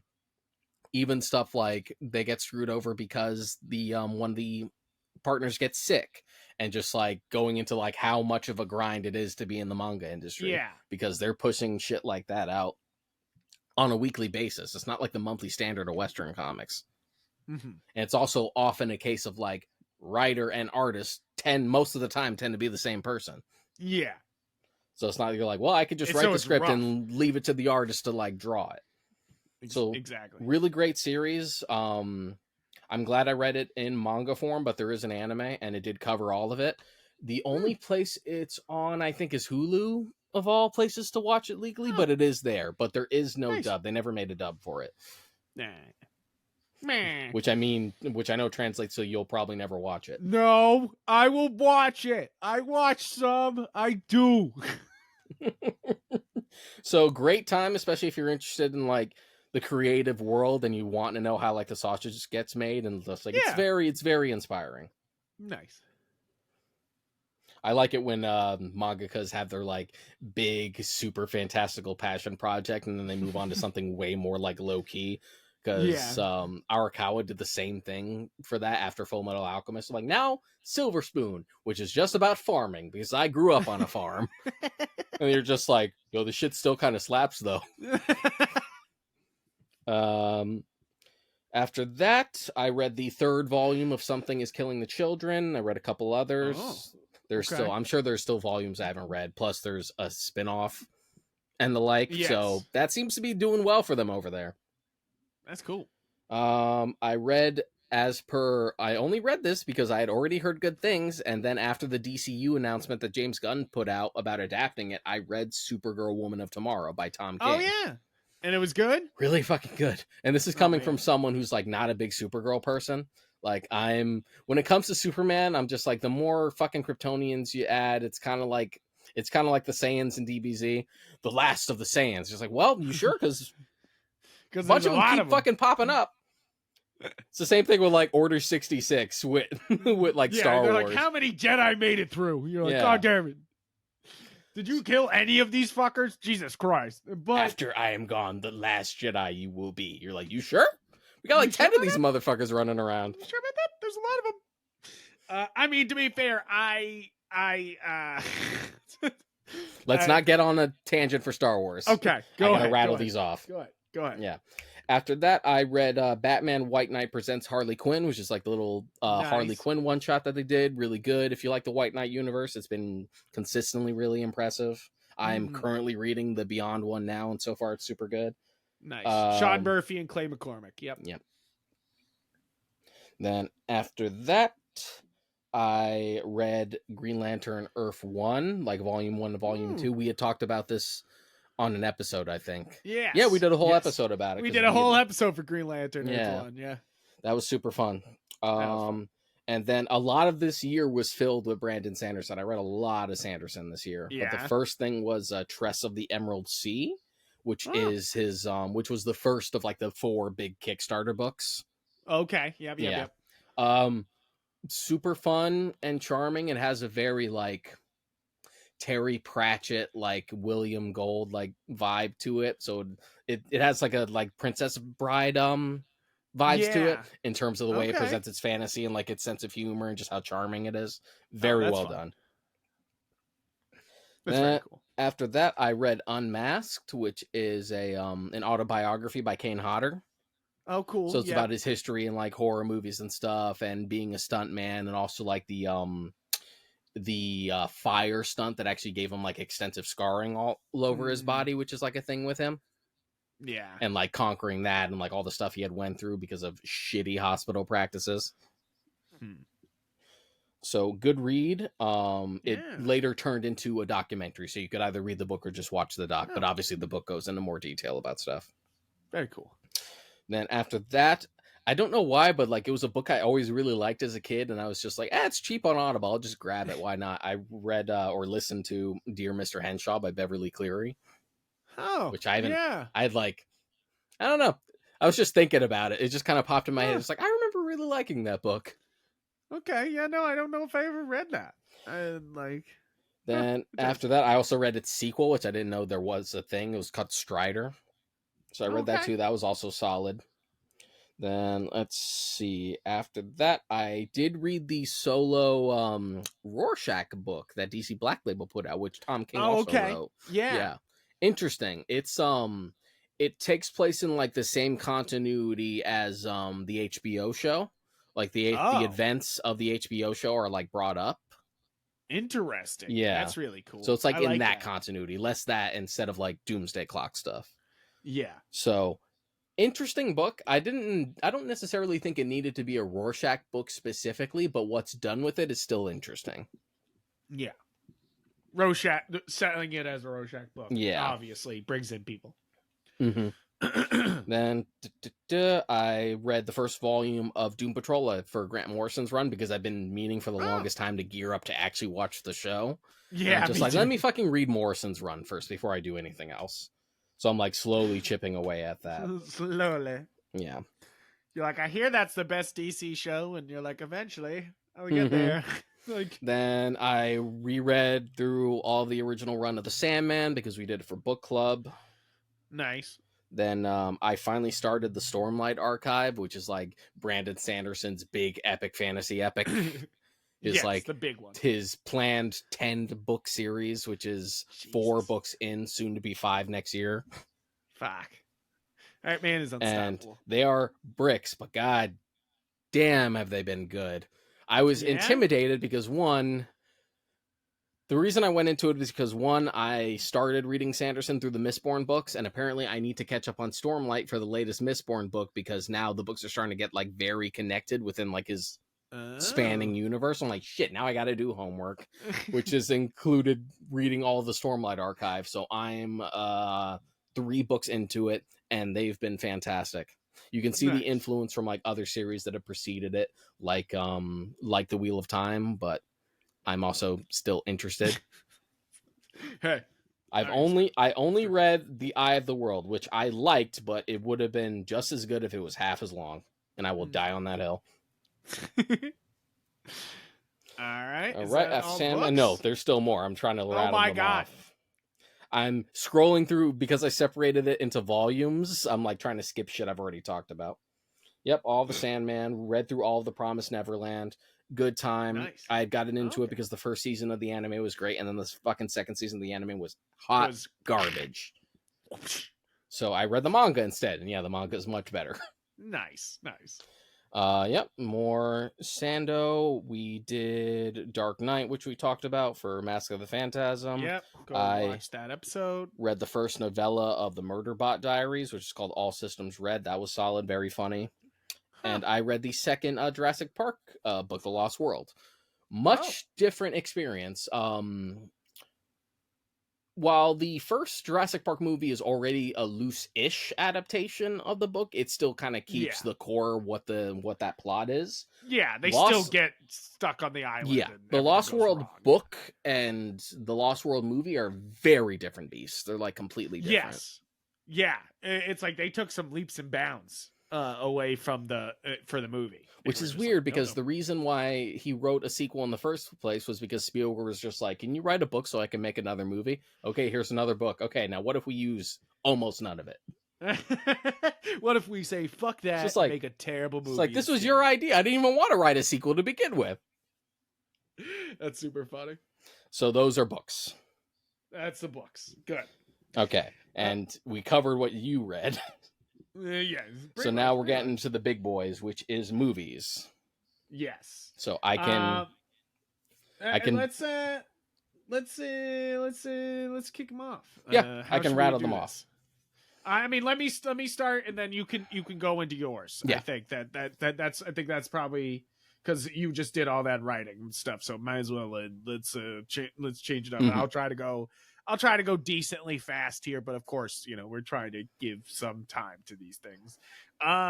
So movies and TV, I did not do seasons of shows at first, and then I started to. So you'll see some things out of order at the end. Yeah, There, because what if you're starting a new show? yeah, exactly. I need to. So 2024, I'm gonna have more like I watched this season, I watched that season for things. So first off, I watched Black Bear with Audrey Plaza. It's really solid movie. 6 out of 10. Not gonna blow your socks off, but it was cool and kind of stuck with you. Like you're kind of like thinking about it afterward. Dairy Girls season 3, great. End of the show. If you love Dairy Girls, this is a great way to end the show. Totally worth watching. 8 out of 10. This Place Rules. This is the Channel 5 documentary. I gave it a 9 out of 10 at the time, and I still believe it's a great documentary. It just came out that Andrew's a little problematic, but only he's just weird. He's weird to some women, so I didn't like that. Yeah, But well, besides the point. if you were to discount stuff for problematic behavior, you probably wouldn't be watching much. Yes, exactly.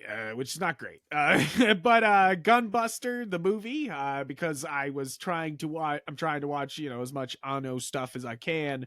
At 8 out of 10, fun time. It's just kind of ridiculous. It's just like young high school girl battle universe threatening threat, and you're like, okay, and giant robot, and you're like, all right, cool, and totally worth watching, especially if you're a Neon Genesis fan. You'll be like, all right, that's cool shit. You got to go faster, Frank. Yes. Bleachers Into the Shadow, which is their whole like documentary slash concert film, which was very nice. Mobile Suit Gundam: The Witch from Mercury finished up, so I watched all of that in sub. By the way, I haven't even watched the dub of it, Sean. So there you go. Was that your only option?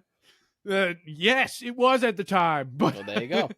But now it isn't, and I still haven't watched the dub, which I need to actually do because I really did enjoy the show. Totally worth watching. Yes, the second season is rushed. It feels like it's one of those things where you felt like you had all the time in the world, and they were starting this huge, expansive universe with season 1, and then season 2, they were like, "Show's over, bitch, it's over," and I like the way it ended, and it had a very cool ending, but is definitely one of those that you're just like, that was a lot.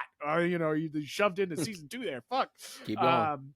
But Howl's Moving Castle, I had never seen it before. Great time. 8 out of 10. A YouTube documentary called Disney Channel's Theme: A History's Mystery, by is it what's the theme park channel? Defunct Land? I'm blanking. Defunct Land. He's always makes really long episodes with Defunct Land, but he kind of made a full-on documentary Disney diving into who actually wrote the Disney Channel theme, and it's actually a fantastic watch. Okay. Totally worth it. I watched Andrew Santano's Cheeseburger, actually my highest rated stand-up for the year. I thought this was very funny. I did watch Cheeseburger. I liked it a lot. I liked it a lot.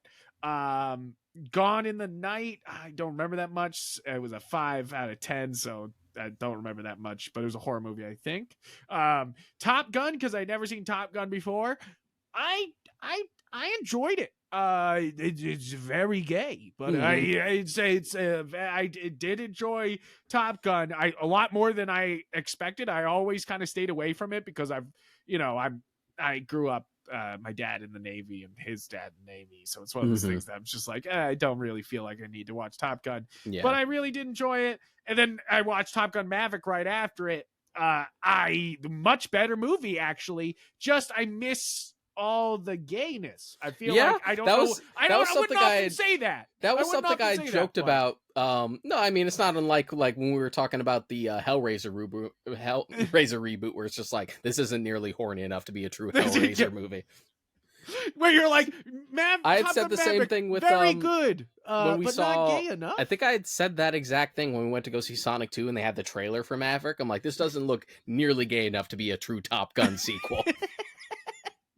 Which it does have some musical numbers, so I'll give it that. But yeah, but I still have to watch Maverick. 8 out of 10. Yeah, worth it. That's what I've heard. I've heard it's great. I think you have my login for Paramount Plus. You should. I didn't know you still had it. I thought you had gotten rid of it. I still got it. No, I'll because use it. my uncle's still watching Star Trek on it. So I would feel bad if I just because I've been meaning to jump back into like the Twilight Zone. And plus, there's like the Star new like South Park special and stuff, and I'm like, yeah. No, I just didn't know you still had it. Because my uncle was in that, endless Star Trek hole, and I understand that where you're just like, well, there's always Star Trek, and you're just like, all right. You'll probably just have to message me the details again because it's definitely logged me out by now. But after that, Guillermo del Toro's Pinocchio, which we have a whole episode on. So watch that. Watch Green Room for the first time. Never seen Green Room before. Actually, really good. I really I've seen enjoyed Green Room. that. 8 out of 10. Watched Nanny, which was like a horror movie. 6 out of 10. It was a good time. It's not gonna blow you away, but it was a good time.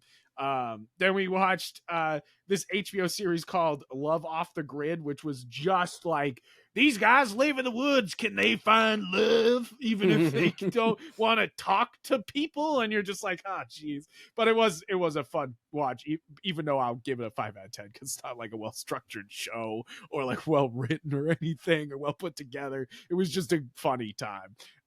But after that, You People, which was kind of ridiculous, but 6 out of 10.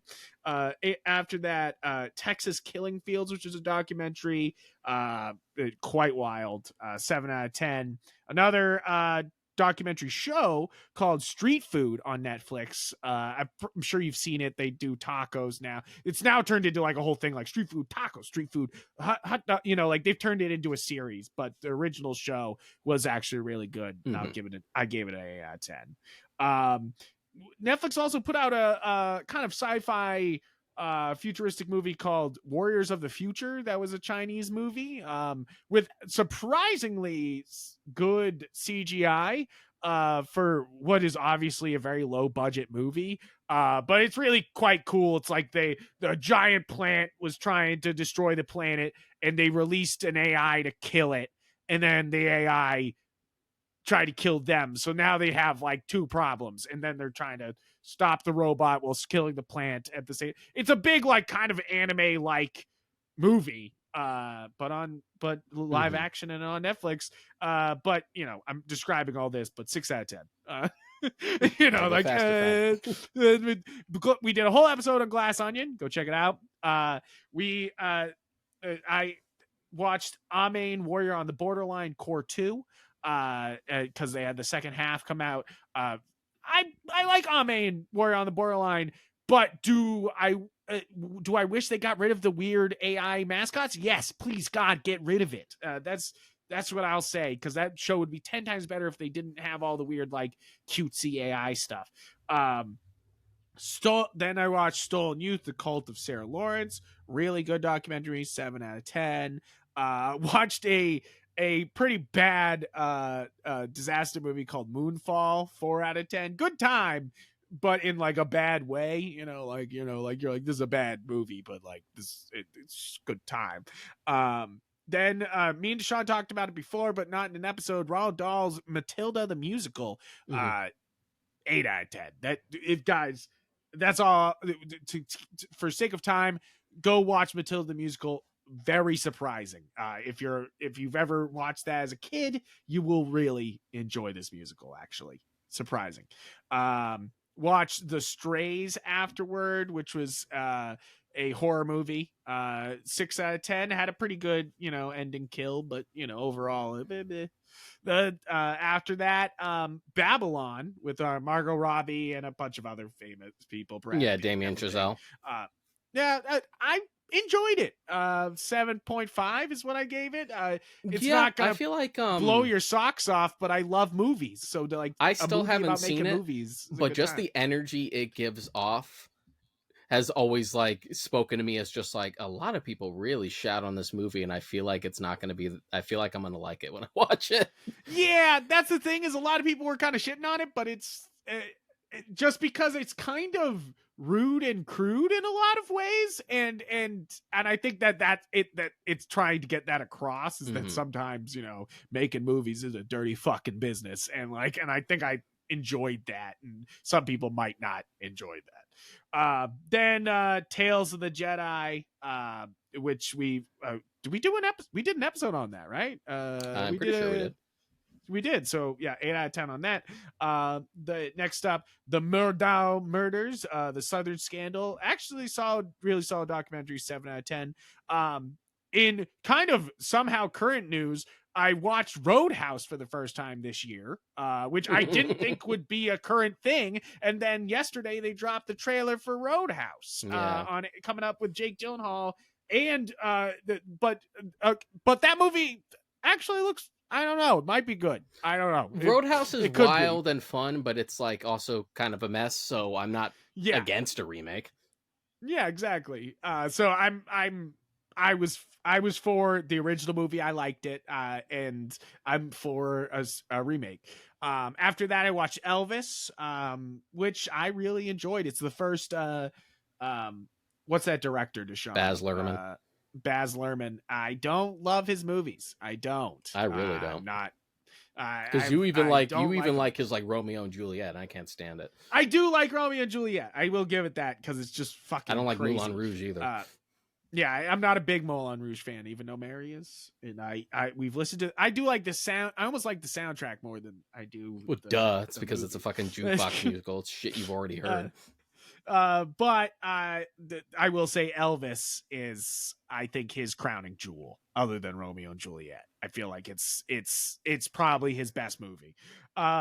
After that, Triangle of Sadness, which was up for the previous year for best original script, and it was up for best picture and everything like that. So I was watching it. It's good. It was one of those ones that's probably a little too pretentious, and that's why it was nominated.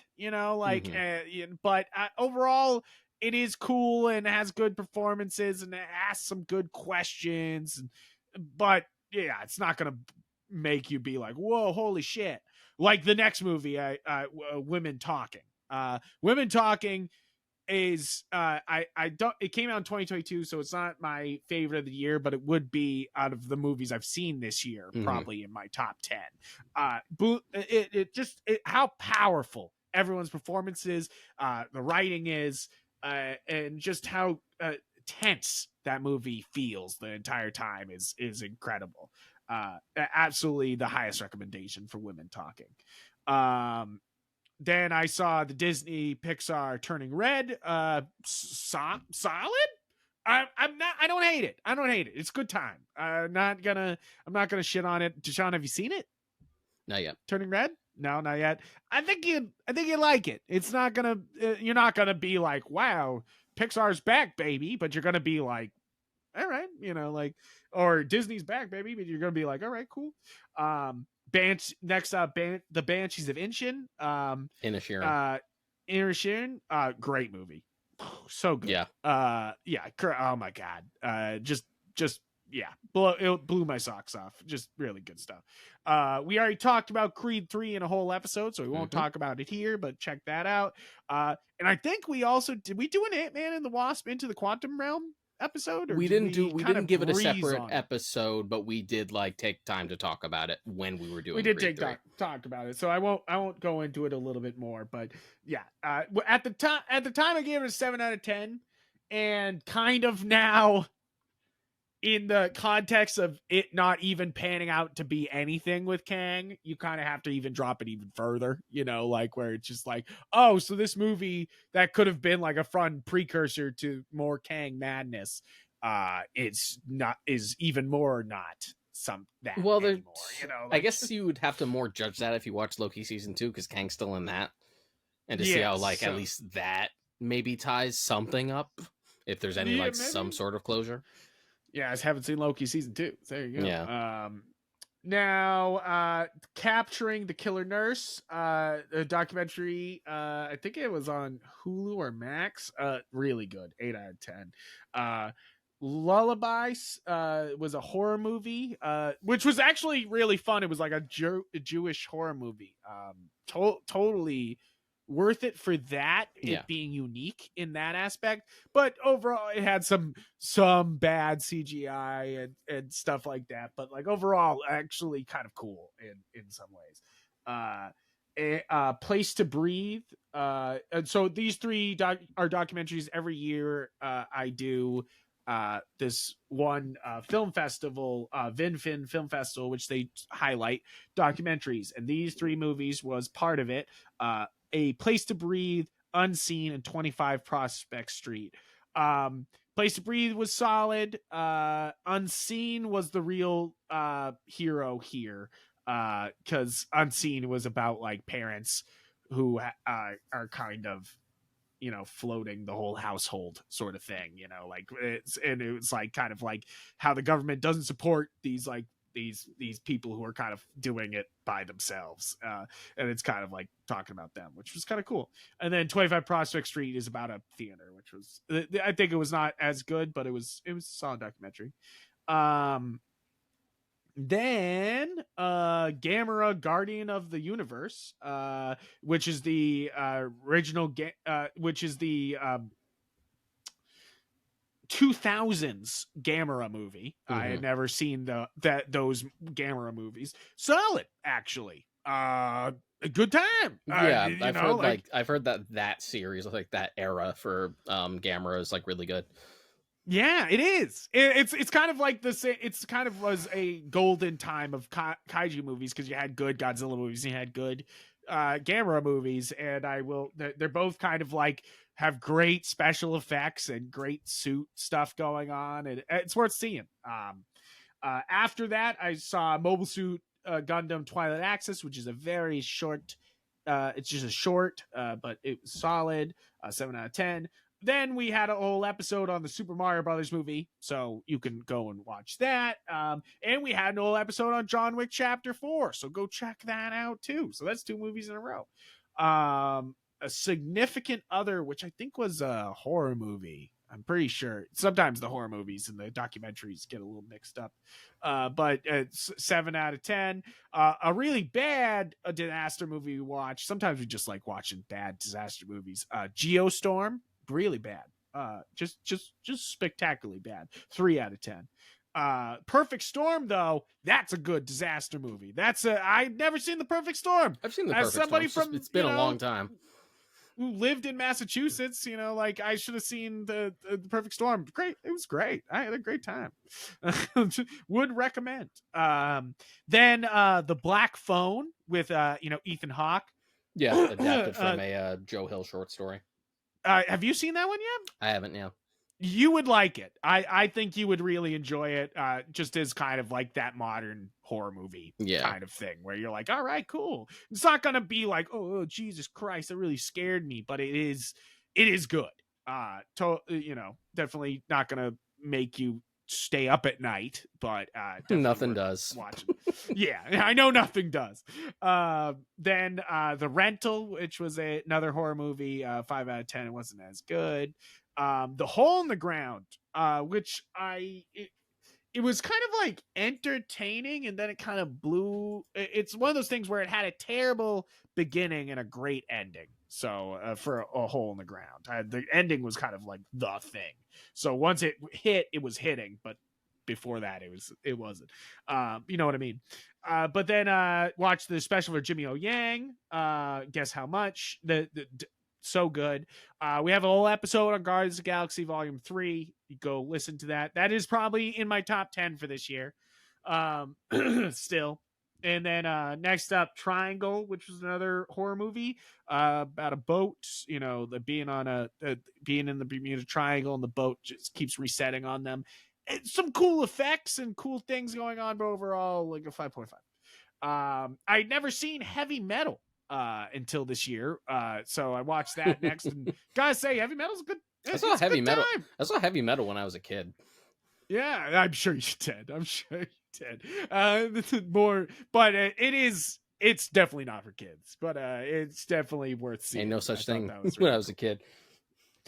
I had never seen Lake Placid before. Definitely hilarious and worth watching. A documentary that was really good, The Secrets of Hillsong, going into like the Hillsong Church, and it's kind of many weird controversies. You're like, holy fuck. Then The Cursed, which was another horror movie, which was actually quite solid, 7 out of 10. The Spider-Man Across the Spider-Verse, we did a whole episode on that. Go check it out. 9 out of 10. Also in the top 10 this year. A League of Their Own. I've never seen A League of Their Own. I don't know. That was another weird gap in my film knowledge. I've seen it, but it's been a long time, so I don't remember much. But I grew up as a baseball kid, so I don't know why I hadn't seen it. But it definitely worth it. 7.5. One of my favorite documentaries of the year, Jared from Subway catching a monster. Jesus Christ. If you grew up watching Jared on Subway commercials, this is a documentary to watch, so you could just be in horror. Um, we do love watching Ghost Adventures, and they're all really bad. So we watched one of their full movie length ones called Lake of Death, 3 out of 10. But then we watched Castle in the Sky. I'd never seen Castle in the Sky because we're trying to watch more Studio Ghibli. I'm trying to watch them all. And Castle in the Sky was absolutely it was fantastic. Holy shit, did I love that movie. Like, I mean, I liked Howl's Moving Castle. I really did. And I see why some people are head over heels about that. But Castle in the Sky spoke to me. I was like, yeah, there we go. This is the fucking. I was Castle in the like, Sky yeah, is there we definitely go. one of the better ones. You're just like, damn. Now, before I say this next one, this was before the Matt Rife his full special came out, like the one on Netflix. So he had one called Walking Red Flag, which was not the one that's caused the controversy. It's just him doing crowd work. Mm-hmm. I enjoyed that. I thought that Matt Rife was really good at that crowd work. I thought he was really quick and he was back at it. I enjoyed that crowd work special, even though it was made a special. It's like 30 minutes and he was just like crowd working. And I thought that was really funny. Now I watched like maybe half an hour of his special he went on Netflix and that has caused all the controversy and everything. That's not funny. I watched it and I turned it off before the controversy happened. I just didn't think it was a funny special. I just thought he was not being very funny. And then the whole controversy came out, like, and and they were mad about shit I didn't even get to watch. I didn't even get that far in the special, and I was like, oh, it got worse. You're just like, oh, he said some dumbass shit. You're like, okay, but it's one of those things that I thought that his crowd work special that he put on YouTube was better. But at this point, I don't want to, I don't want to support him at all. It really is just kind of one of those things where you're like, nope, no, thank you. But then after that, Sin's the Mother, which was another documentary, great, 8 out of 10. Baby Ruby, which is another horror movie, which was solid, 7 out of 10. The Miracle Children of the Amazon, strange, but 6 out of 10. Weird one. Another horror movie we watched, Joshua, about a tiny little creepy kid, 6 out of 10.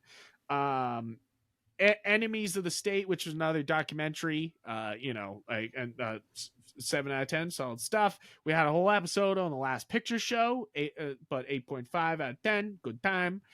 Next up is me trying to catch up on DC stuff. I watched Black Adam, 5 out of 10. Only a 5 out of 10 because of Justice Society is there. Otherwise, that movie is I don't want it. Just stop. Just like The Rock took Black Adam, which was like a cool concept and that he liked, and then he fucked it. He just screwed it up. I don't even think he liked Black Adam. I just think it was the closest thing he knew he was going to be able to play the Superman. And just turned it into a vanity project around that. It's not good. Black Adam sure was the coolest fucking superhero movie of 2009. And then after that, Shazam! Fury of the Gods, which was not much better. And like at the time, I gave it a 6 out of like kind of being like there was parts I enjoyed, but like thinking back on it now, I don't.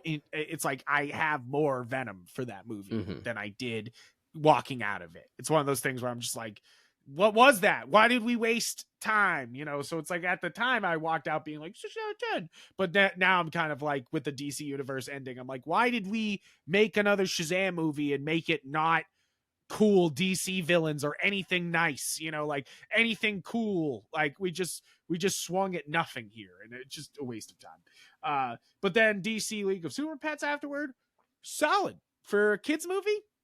I'll give it, and that's where I give a lot of lenience here. Solid. It's not gonna, might be your kid's favorite movie, but it's not gonna be your favorite, is what I'll say. Then we watched some more of the Ghost Adventure documentaries, which they both get 3 out of 10. Ghost Adventures House Calls, and then they had a Ghost Adventures Top 10 show where they showed all the best Ghost Adventure moments, which is the way I wanted to see Ghost Mhm. Adventures anyways, was all Zach being like, square up, ghosts, and the ghost being like, how fucking dare you, and Zach being like, shit. Like it's just like, god damn. But then after that, we have a whole episode on Barbie and Oppenheimer, so go listen to those episodes. I had never seen Hunger Games. Solid though, 6 out of 10. Yeah. Weird movie, but I'm gonna watch the rest of them now. Just haven't gone back. John Mulaney, Baby J, very good, very solid. Netflix put out a funny series called How to Become a Cult Leader, which was like Peter Dinklage doing like, cult leader history, but like posing it as like how you should be a cult leader, which was Mhm. like kind of a fun way to write it. Like it was worth it. I think we talked about it earlier this year, but Jules, which was Ben Kingsley movie, which was this independent movie I saw in theaters, which was really great about like this kind of like these older people in town meeting this alien and kind of like taking care of them, and it was wonderful, really worth it. Then The Flash, we did a whole episode on that. House of Darkness, not so good, 5 out of 10. The Little Mermaid, live action remake, god damn it, 5 out of 10. That's all I'll say. Practical Magic, I had never seen Practical Magic with Sandra Bullock, another 5 out of 10. Watched 27 Dresses for the first time, and the last time, 4 out of 10. Mama, 7.5 out of 10. Good time. Good horror movie. I'll give it that. Willy's Wonderland, which if you were disappointed with Five Nights at Freddy's, if you went and you saw that and you were like, that wasn't Five Nights at Freddy's, Nicolas Cage doesn't say a word in this Five Nights at Freddy's take. And he beats the shit out of them. And I will say you should watch Willy's Wonderland. But still, 6 out of 10, it's not the best movie, but man, if you were looking for that itch of Five Nights at Freddy's, this is the movie, not the other one. Never seen The Craft before. I did enjoy it. I do think it's a little bit of a mess, but it is. I did enjoy it, and I can see Mhm. why the cult status is there. Yeah. And then Come to Daddy, which was a documentary. Finished Midnight Mass, which was actually really great. I never finished it, and really awesome show. Really surprising. Kind of just, what if vampires were Catholic, sort of thing, and you're just like, oh shit. Watch Meg 2 The Trench, which basically was like, yo, we got a bigger budget for this movie, and you're like, why? And they spend it well, like they're like, more megalodons and weird suits and stuff, and you're like, all right, cool. So good time with that. Never seen Basket Case. Saw Basket Case. Yeah, Oh, that is, good old Frank Hadenlotter. yeah, good. That's a time is basically it. Then The Sentinel, which was not good. It's a 4 out of 10 on that. Watch the documentary Depp versus Heard, which was very interesting. Watch the movie Tammy, which was pretty good. Watch that Jesse Eisenberg movie Vivarium, which I I think it may have been too big for its britches, is basically the short review of that. But it's solid, but I'll still give it a 5 out of 10. A really solid movie, which me and Mary still talk about this, is Dead End. It's a horror movie where they basically die on the highway and they don't know they're dead on the highway, and it just like keeps being horrifyingly weird things going on, and it's kind of just like a stranger, it's kind of like a Twilight Zone episode, but gruesome and more yeah, it's just a good time. Then we talked about Ash vs. the Evil Dead in our Ash vs. the Evil Deads, so I watched all 3 seasons of that, and we watched Evil Dead Rise, talked about that in an episode. Now one of the things I wanted to get into this year, and I still haven't finished, is watching all the Terrifier movies. So I started with what he first pops up in All Hallows Eve, which is kind of just three horror short films that they kind of slap together with Terrifier, you know, like with Art the Clown, Hmm. and it's not good. It's So not.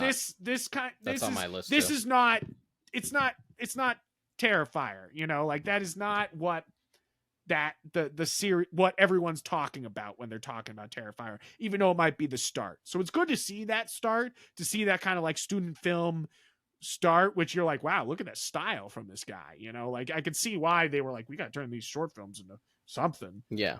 because it has a lot of style to it. But All Hallows Eve is not it. Terrifier, though, I did watch that. That's later on this list. Uh, I liked a lot more, and has a lot more everything. Hmm. I still need to see Terrifier 2, which I hear is even better. So, as my kind of like small project of finishing the Terrifier movies, I still need to finish Terrifier 2 because I feel like it's worth it. And Terrifier 3 is coming soon, so might be worth it. Then I've only got a couple left in here. Documentary, The Beatles Now and Then, actually really solid, 8 out of 10. Another documentary, Escaping Twin Flames, really good. Kind of a fucked up cult. You're like, okay, damn. Aftershock, the Everest and the Nepal earthquake, another documentary about the earthquake in Nepal and how it affected all the climbers on Everest that day. And you're just like, oh shit, that's terrible. That's terrifying. We have an old episode talking about Scott Pilgrim Takes Off, so go check that episode out. Did get to see Thanksgiving, the Eli Roth horror movie in theaters, and it's I mean it's a 6 out of 10, but like it's fun. Like I had a good time. Like I would recommend this movie, you know, like, and especially as like a Massachusetts horror movie, that gives it. I would push it up to a 7 just because it's a, you know, it's a Massachusetts horror movie. You know, you're like, cool. You know, it's kind of funny in that way. You're like, all right. Now after that, I watched Shop Around the Corner, which was a kind of, it's a classic Christmas movie with Jimmy. Is it who's the guy from It's a Wonderful Life? Jimmy Stewart. Who's the main? Jimmy Stewart. So with Jimmy Stewart, but it's solid. It's not gonna. It's no. It's a Wonderful Life, but it was funny. And then we found a weird series that went for a while, called The Thin Man. There's like 6 or 7 movies about this detective couple that is just solving mysteries that became kind of a 6 movie Hmm. franchise. But the thing is the movie, the first one's called The Thin Man because they're like investigating a thin man. But like all the rest of them are like something with the Thin Man in the title, and you're like, there's no more Thin Man. You're like, what the fuck? You're like, what the shit? But it wasn't the first one wasn't super great, so I don't even know how they made it into 6 movies. But yeah, it's 4 out of 10 on that one. Next one, Love Has Won, The Cult of Mother God.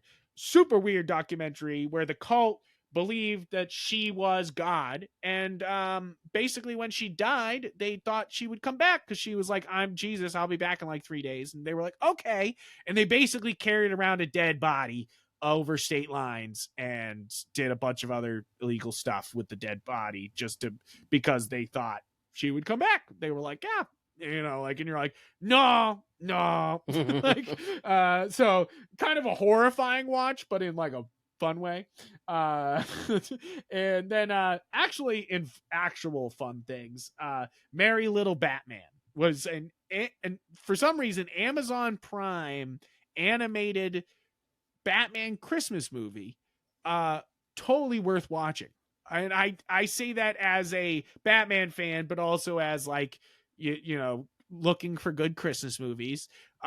This Merry Little Batman is on the list now. It's totally worth watching. It's a lot of fun. It should be added to your rotation of Christmas movies every year. It's a good time. It's cute. Really good animation, and it kind of looks like a Roald Dahl novel animated, you know, in a lot of ways, and Hmm. that's kind of cool, you know. Like, then next up is probably my movie of the year. And this is just because I love this big lizard. But I'm gonna say Godzilla -1 is probably my favorite that came out in 2023 and I saw in 2023. You know, like because it just I had such a good time. I'm gonna go see it again probably this next week with Godzilla minus color. So it's just I think it's my favorite out of all of them. And that it might not be the best, but is it my favorite? Yeah, it's my it's probably my favorite of the year. But is it the best movie? Probably not. But is it? It's a good time. We have a whole episode on it. Go check it out. But next up, I watched Little Women, the newest one, you know, with Emma Watson and Greta The Gerwig Greta directed Gerwig it. one, yeah. Great. I see why they were like, yes, you're directing Barbie after this, you know, like is because this is what a great movie. They able to adapt the, you know, the book and able to change it and do a lot of modern and updated things to it and keep it interesting. And I was like, wow, okay. All right, I see now. You know, like definitely worth the watch. Next up, more Christmas movies. I had never seen The Holiday Affair, which was actually really good with Cary Grant. I'll give it credit there. But I will say, why are so many Christmas movies about cheating on your significant other? What the fuck is that about? Like, I really don't understand why so many Christmas movies are about that. Speaking of trashy Christmas movies, though, I had never seen Love Actually. What an absolute ass movie. You can we'll fucking clip that for YouTube Shorts. Love Actually is bad. It's It's really bad. bad. It's really bad, and it's like it's one of those like boomer movies where they're like, haha, isn't this joke funny because at the expense of all these people, you know, like it's weird where Yeah. you're like, how could I even root for any of these characters? They're all doing bad things. Like the only reason why I'm rooting for them or even like them is because they're actors I like. Otherwise, they're all just doing terrible shit the entire movie. And Yeah, you're just and it's like, not even one of what's those things where happening? like that's part of the point. You're just like, no, you think these are reasonable people. Yeah, you're just like, but yes, definitely one of those things I'd never seen it before. I will not watch. Oh my god, I can't believe that movie is people's like Christmas movie. You're like, you're rewatching this every year. This, like, what? Like, god damn it. But besides the point, moving on. I was trying to catch up on some more DC movies. I watched Superman, Man of Tomorrow. Not so great. 5 out of 10. Kind of took the Man of Tomorrow book and butchered it in a lot of ways and not in a fun way. So not so great. What is good though was Batman Soul of the Dragon. Basically, uh, uh, it, how do you describe it? It's just kind of like what Someone if just they made a fantasy made martial arts movie and just happened to have Batman in it. yeah, basically is like it what's the Bruce Lee movie with the yellow jumpsuit? It's oh my god, why can't I think of it When I off the think top of of my Bruce head? Lee movies, I think Enter the Dragon, and I think Enter the Game of Dragon. Death. Thank you. Enter the Dragon. It is basically Enter the Dragon if Batman was in it. Is basically the kind of plot. And you know what? That's a good idea, and it's a good time. Totally worth seeing. I'm gonna have to rattle mine Then off real fast. another Christmas movie, The Family Stone, bad. 5 out of 10. Jesus Christ, what not so good. I didn't like that one. A Castle for Christmas, somehow better, but 6 out of 10. The Money Pit with Tom Hanks. They were obviously trying to make him like slapstick star, but then the movie tries to get very serious at the end. Then The Wind Rises. I had never seen that. Deshaun, I see why it's one of your favorites. It's a great movie. I don't Yeah. know if it's my favorite, but it is of the Ghibli movies, but it is great. I see why. Yeah. Then Grey Gardens. I had never seen Grey Gardens before. Great documentary. Probably one of my favorites, actually. Just fantastic. Then Mommy Dearest, which was quite the documentary. And then for shows that I didn't finish but was watching throughout the year was MasterChef season 1 through 11. Watched season 1 through 11 of MasterChef this year, and we're on the last 2 episodes of season 13 now. And then I watched season 1 through 3 of Hunter x Hunter, which we will have to do a whole episode on. Hunter. Sorry, we'll have to do a whole episode on Hunter at that time. I mean, we did. So yeah, sorry. So. Yeah, right. Sorry, Deshaun. That's the end of my list. So you're gonna have to fucking rattle. lightning round. All right. So Knives Out, Glass Onion, Encanto, very good. Memory: The Origins of Alien, which is an alien documentary. Skinamarink, an analog horror movie that everyone was talking about, wasn't good. Don't like it. No, didn't like it. But to be fair, I am biased. I fucking hate found footage type movies. Oh, okay. All right. Because people were like, Pinocchio. That's the best horror movie of last year. And I was like, Deshaun hated that shit was so boring. I was like, damn. Guillermo del Toro's Pinocchio. Goodnight Oppie, which was a documentary about the Martian rover. Oh, yeah. The Sound of 007, which is about all the Bond themes. Just sort of like just sort of like a retrospective, all of them and how they were made, including Is that on HBO? Is that on Max? Prime, I think. Prime. Oh shit! Yeah. I'm gonna watch that. Damn, that's solid. They even go into stuff like the unmade song for Spectre, because originally Radiohead was supposed to do it. Yeah, and then we got the Sam Smith song instead. Which I like. I like that song. It's I like that song too. I like that song. I like that song. In Search of Darkness Part 3, another documentary. It's like a fucking 6-hour documentary about 80s horror movies. It's amazing. Incredible stuff. Creed 3, already talked about it. Quantumania. Yep. Ginger Snaps. I just felt like putting it on and watched it with commentary. We have a whole episode about that too. It's a great one. Yeah, we do. It's a great one. Yeah. Tropic Thunder. I did a group watch of that because I had a bunch of friends who hadn't seen it and I had to correct it. Yeah, that is something to correct. I've seen a lot of people discovering Tropic Thunder this year, which I think is funny. You know, people being like, yeah, you know, and you're just like, no. You're like, wait. It's part of the point. You're like, wait, you gotta watch it. Watch The Stepfather because it was the last drive-in episode. The Year Earth Changed, documentary. Watched The Truman Show when I was down in Jersey because the two friends I was hanging out with hadn't seen The Truman Show, so sure. Super Mario Brothers movie, that's who I saw it in theaters with while I was down there. Cool. Suzume, which is Makoto Shinkai's latest movie. He directed Your Name. Really liked it. And how was it? It was good? I liked it more than his... It's the one with the door, right? Yes. They're like, have you seen this door? Yeah. Like, I didn't like it as much as Your Name, but I liked it better than Weathering His With You, his last movie. Oh, okay. All right. It's good to know. Watch Clerks and Mallrats again, because, you know, sometimes you just got to watch Clerks and Mallrats. Sometimes you got to do it.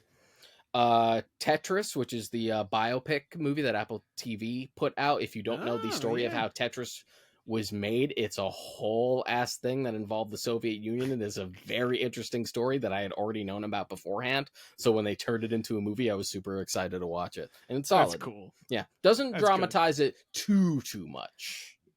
Yeah, obviously there's stuff that just like, we got to pump this up to make this movie more exciting, but it's nothing too egregious. Okay. Evil Dead Rise, we've already talked about it. John Wick Chapter 4, Chasing Amy. I watched Elvira's Haunted Hills, another last drive-in episode. I watched Brothers, the I don't know if I've ever seen any Elvira like movie. I don't know if I've ever done that. Like, should I? Like, basically. At least the first one. It's worth the first one is solid. Okay. Then I watched Bros, which is the what's his name? It's the romantic comedy with the two male leads. Oh yes. From the comedian, his name is escaping me right now. Yes. Yeah. But I know what you're talking. Yeah. It was really funny. Jay and Silent Bob Strike Back. I think it's because I was getting someone into the View universe and going, yes. I think I was going through the View universe again because I was getting someone else into it. That's why this is on here. Air, I watched the doc in that biopic that they had made about like the creation of like Air Jordan, just as something to put on.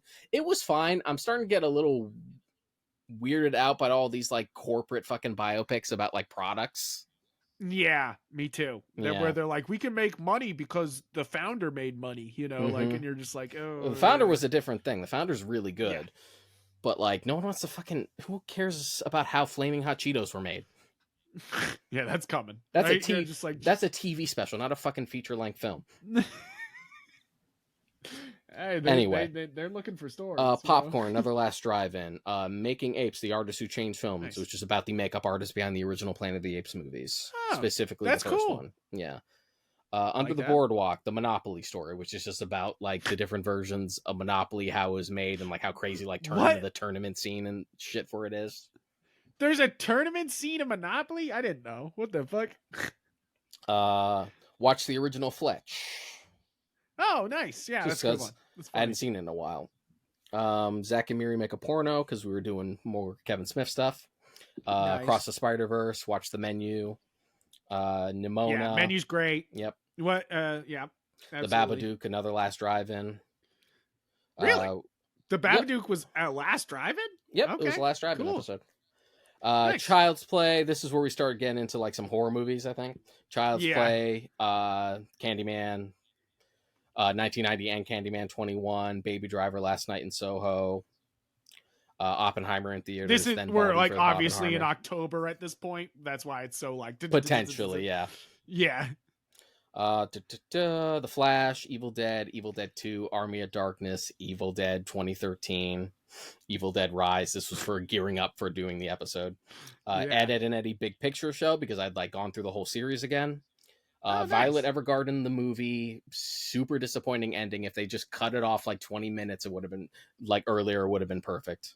Really? Yeah. Okay. Jeez. Imagine undermining the entire point of your series in like the last 20 minutes.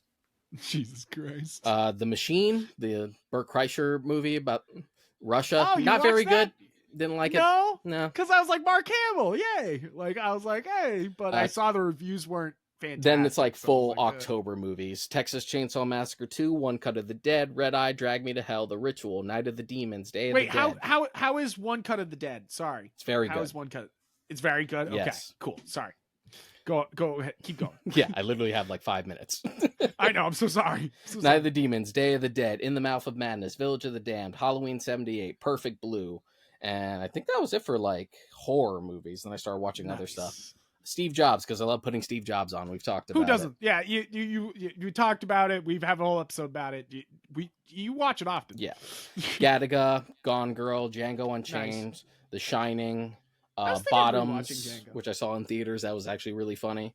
Yeah. I feel like it's really tough to do like raunchy comedies of that style now, and that was actually a good version of it.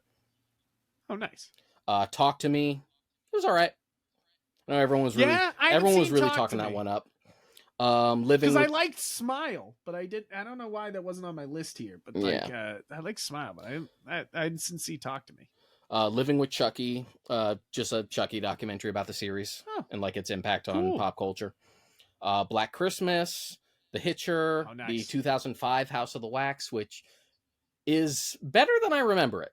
I always like disliked it growing up, but watching it again, I'm like, this is actually not bad. It's just not a House of Wax movie. It's more of a remake of Tourist Trap than House of Wax. Yeah. Pontypool, the original Beetlejuice, getting people into it. Watch The Mask, because it's one of my favorite Jim Carrey movies. Oh, yeah. Absolutely. Small Soldiers, because I like Joe Dante. Yeah, I mean, Small Soldiers is fantastic. One of my childhood like favorites, because I just love the imagination of it. Mm-hmm. Scream 2. I'm like slowly working my way through the Scream movies again, so I could fucking watch the new ones. I need to do that. Because I've only ever watched the original, so I've never watched any of the other ones. Well, my problem is I love the first two and I hated 3 and 4, so I had to watch 3 and 4 again, and I finally did. Now I can watch the 5th one. Child's Play 1, 2, and 3, Panic Room, Barbarian, Jennifer's Body, Motel Hell, The Hunger, Child's Play 3, Bride of Chucky, Seed of Chucky, Curse of Chucky.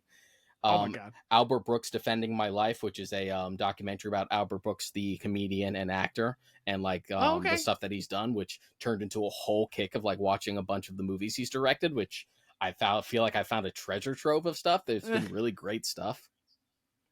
That's awesome. The Holdovers I saw, which is one of my favorite movies from this year. I wouldn't be surprised if that takes home a lot of awards this Oscars. That was great. And one of the scenes that was shot was actually at the Somerville Theater, and I went to go see it at the Somerville Theater, so it was great. That's so cool. And then, yep, a few of these are Albert Brooks directed movies, which are all really good. Lost in America, Defending Your Life, and Modern Romance.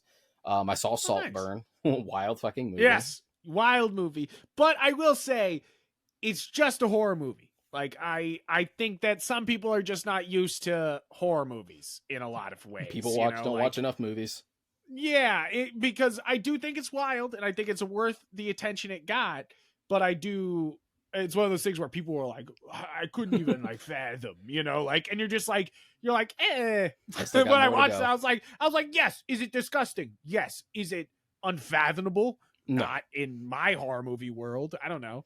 Yeah, that's how I've lived my entire life. People are soft. But I did enjoy the movie, and we can't go on a tangent, Frank. I got minutes. Murder on the Dance Floor is fantastic. Sorry, go ahead. Blue Beetle, Matilda the musical, The Batman, because I just felt like watching The Batman again. Yep. David Holmes, The Boy Who Lived, which is the documentary about Daniel Radcliffe's stunt double up until Goblet of Fire, who had like a really bad accident. Mm-hmm. Yeah, it's terrible.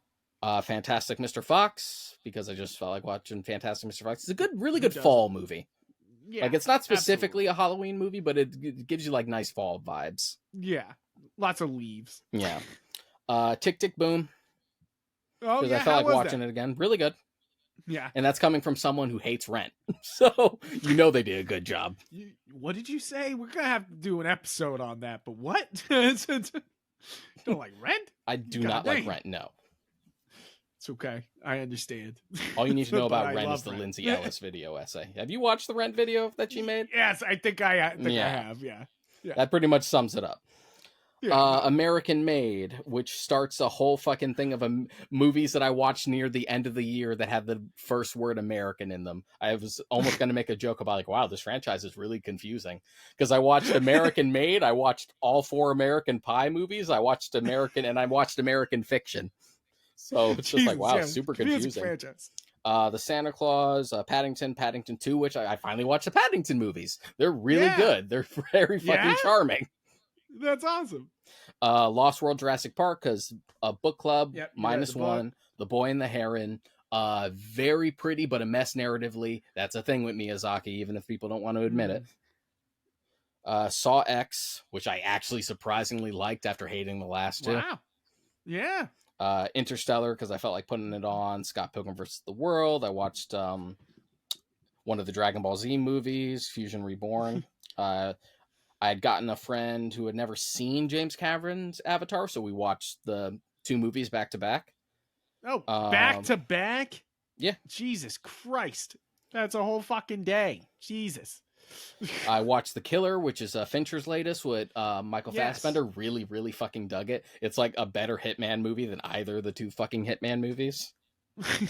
Okay. All right. Banshees of Inisherin. I watched Fargo because I just felt like watching Fargo. Nice. Americans. Oh, that's another fucking American movie. I didn't even mention this one. American Splendor, which is about a cartoonist. Yes. Yeah, I've seen the poster before. Yeah, it's solid. I know the movie. Be Kind Rewind, Scream 3 and 4 I had already mentioned. Great. Aquaman and the Lost Kingdom, Mask of the Phantasm, because we did the episode on it. Watch Clouds for Christmas, Batman Returns, Tokyo Godfathers, A Christmas Carol, the George C. Scott one from '84. Chicken Run, American, and then all through the American Pie movies. I watched the new Chicken Run, the sequel. It was okay. Yeah. Dawn of the Nugget. Yeah. It's okay. It was okay. Okay, that's good to know. American Fiction, and then Curse of the Were-Rabbit for movies. That's just movies. Jesus Christ. This is why I was telling you to go faster. I'm sorry. I didn't mean to do that. Start of the year, I watched Arcane again because I'd gotten a friend into it. Super good. You do not need to care about League of Legends to watch it. I don't give a fuck about League of Legends. It's an amazing show. Okay. Watched all of The Good Place again. All 4 seasons. Got a friend into it. Oh, shit. Fantastic. Okay. Yeah, watched The Last of Us on HBO. Fantastic. Probably the best video game adaptation ever made. Holy shit. Slowly working my way through Smallville again, like season 2, 3. Watched all of House because I was coming home and just needed something to watch. So I went through it. All 8 seasons. Sure, is he problematic in some episodes? Yeah. But yeah, he's literally House? A modern House is literally a modern reinterpretation of Sherlock Holmes. He's supposed to be a dick. Yes. Yeah. White Lotus season 2, very good. Great. So good. I finally started the Chucky show, also very good, fucking bonkers. Yeah. Okay. It helps that it's like Don Mancini still at the head of it. A short like TV documentary about the making of the Dark Side of the Moon, the Pink Floyd album, because I love Pink Floyd. Oh, cool. All Tales right, of yeah. the Jedi, the G Yep. Word with Adam Conover, which is sort of like the successor to Adam Ruins Everything. Yes. Yep. Which I started watching that. I just didn't finish it, Yeah. but it's good. Earth at Night in Color, which is just a nice Yep. animal documentary. So that was so nice. Yeah. I watched that too. I watched Beef, which is definitely amongst my favorite shows. That's nice. They were really on its jockstrap of the Emmys. Super good. Superman the Animated Series season 1 I watched again because a friend was going through the DCAU. Nice. We watched all of the Netflix A Series of Unfortunate Events for book club. I watched cool. all of My Name is Earl. Good series. I watched Clerks the Animated Series. I rewatched the original Clone High leading up to like the new season with HBO Max reviving it. Watched all of Succession. Really fucking good. Yeah. Okay. Going through Doctor Who with a friend. So season 9 and 10, Clone High revival. Nice. The Bear season 2, fantastic. Justice League Unlimited. I'm still not done with season 2 of The Bear, but it is fantastic. Super good. It's not a fucking comedy though, Emmys. No, yeah, right. You're like, God damn. You're like, no wonder it's winning because what else can stand against this? Watched all the Boondocks again. Went through Ed, Ed, and Eddie and like all the specials that I had missed. Mandalorian season 3. I watched the first 2 seasons of Dear White People. I need to watch season 3 because I did like the movie when it came out, and I felt like it would have been better suited as a TV show. So when they made it a TV show, I'm like, oh, perfect. That's what I wanted to begin with. Hell of a Boss season 1. I'm watching season 2. It's still ongoing. Super good. Amongst my favorites for the shows. Yeah, and I'm at the end of season 1 now. Harley Quinn, literally this week. Season 4, solid, but probably the weakest season so far. No. Good Omens 2, really pleasantly surprised. I didn't know where they were going to go. Kind of like, oh, we did the book, so where do we go from here? We did it. Yeah, like, how do we go? But, I mean, Gaiman was working on it. And all the new Doctor Who specials under Russell T. Davis's tenure, it's been super good so far. It's just nice to actually look forward to watching Doctor Who again after the Chibnall era was a fucking shit show. I watched the live-action Yu Yu Hakusho, which wasn't as bad as I thought it would be. It's flawed, but it's still fun for what it is. Yeah. And, that's it for TV, I think, and a bunch of anime, too. Well, 11. All right, so hit us with hit us with those top five. Top fives. I'll just go straight into the top 5s. Go. For events, Beetlejuice, Sonic Symphony World Tour, Cirque du Soleil, Art of the Brick, Randy Feltface.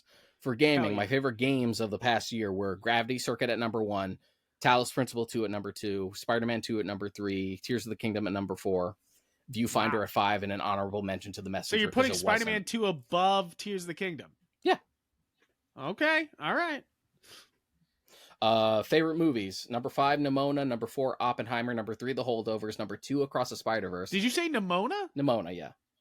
Oh, okay. So I do need to see that movie. Nimona's very good, yeah. Okay. And it was it was a project that I had been following for a while because the creator of it also did the Netflix reboot of She-Ra, which is also a show that is way better than it has any right to be. And then my favorite movie of this past year, which was a very late edition, is actually American Fiction. Oh, cool. That's good. That's a good one to do. I definitely need to see that movie. And then for shows in no particular order, including anime, Hell of a Boss, Last of Us, Succession, The Bear, Beef. For anime, Mushoku Tensei, Free Ren, Made in Abyss, and Jujutsu Kaisen Season 2. And then favorite book that I read this past year was Words of Radiance, the second Stormlight Archive book. Nice. Very cool. I mean, I already said my favorite movie. TV is very hard for me because obviously I really enjoyed my time with MasterChef this year, but that's not exactly came out this year or anything. I mean, it did, the season 13, but like, it's not exactly it. But for this year for shows, it's kind of hard for me to sum up, but anime wise, yeah, it's gonna have to go to Gundam because that was my hell yeah anime for this year. But I will be trying to get more done this year. More anime done this year. So we'll see. I'm just watch JoJo's. Goddammit, I'm going through Yeah, that watch right. JoJo's, I'm yeah. actually going through that right now with friends who had never seen it. We Okay. fucking plowed through part 1 and 2. We're on Stardust Crusaders now. All right, well, maybe I'll have to do it. Maybe it'll be time. In sub, like a proper person. That is fucking too dub. funny in dub. The dub is garbage. It's too funny in dub. All right, well, guys, thank you so much for listening to this extra chunky, extra thick episode of the Warp Shelf. We know every one of these year-end episodes are really long and complicated, but thank you guys for supporting and listening. If you're still here listening, you are the best and amazing, and you should touch the buttons down below and make the algorithm work. You should check out galaxyofgeek.com for the whole podcast in video and audio form. Either you can watch us on YouTube or you can listen to us on a podcast platform you want. But if you want to see them both, it's on galaxyofgeek.com. And if you want to check out our social medias, I'm Yep Frank or Yep Gundam pretty much everywhere. Yep, And, I am Mod Karika pretty much everywhere. If you're on Threads, I have a whole ass media thread that's been appropriate for this episode, just like noting like everything I've been consuming. Like I do seasons of TV and anime and cores and movies. If I listen to a whole album or something, I'll probably also put that one on there too. Yeah, so if you I'm want already to up to keep up along with him. Yeah, I'm already in the go right 40s for stuff. I'm fucking plowing through shit. So check it out there. But guys, thank you so much for listening to this episode. Thank you for your support always of the show, and I hope to have a great 2024. I've already kicked into a bunch of stuff, already beaten some games, so I'm excited. Oh yeah. All right. Adios, guys. Have a great rest of your year. We'll see you next time. We'll have new episodes coming to you at least every other week. So get ready for a great 2024. Adios.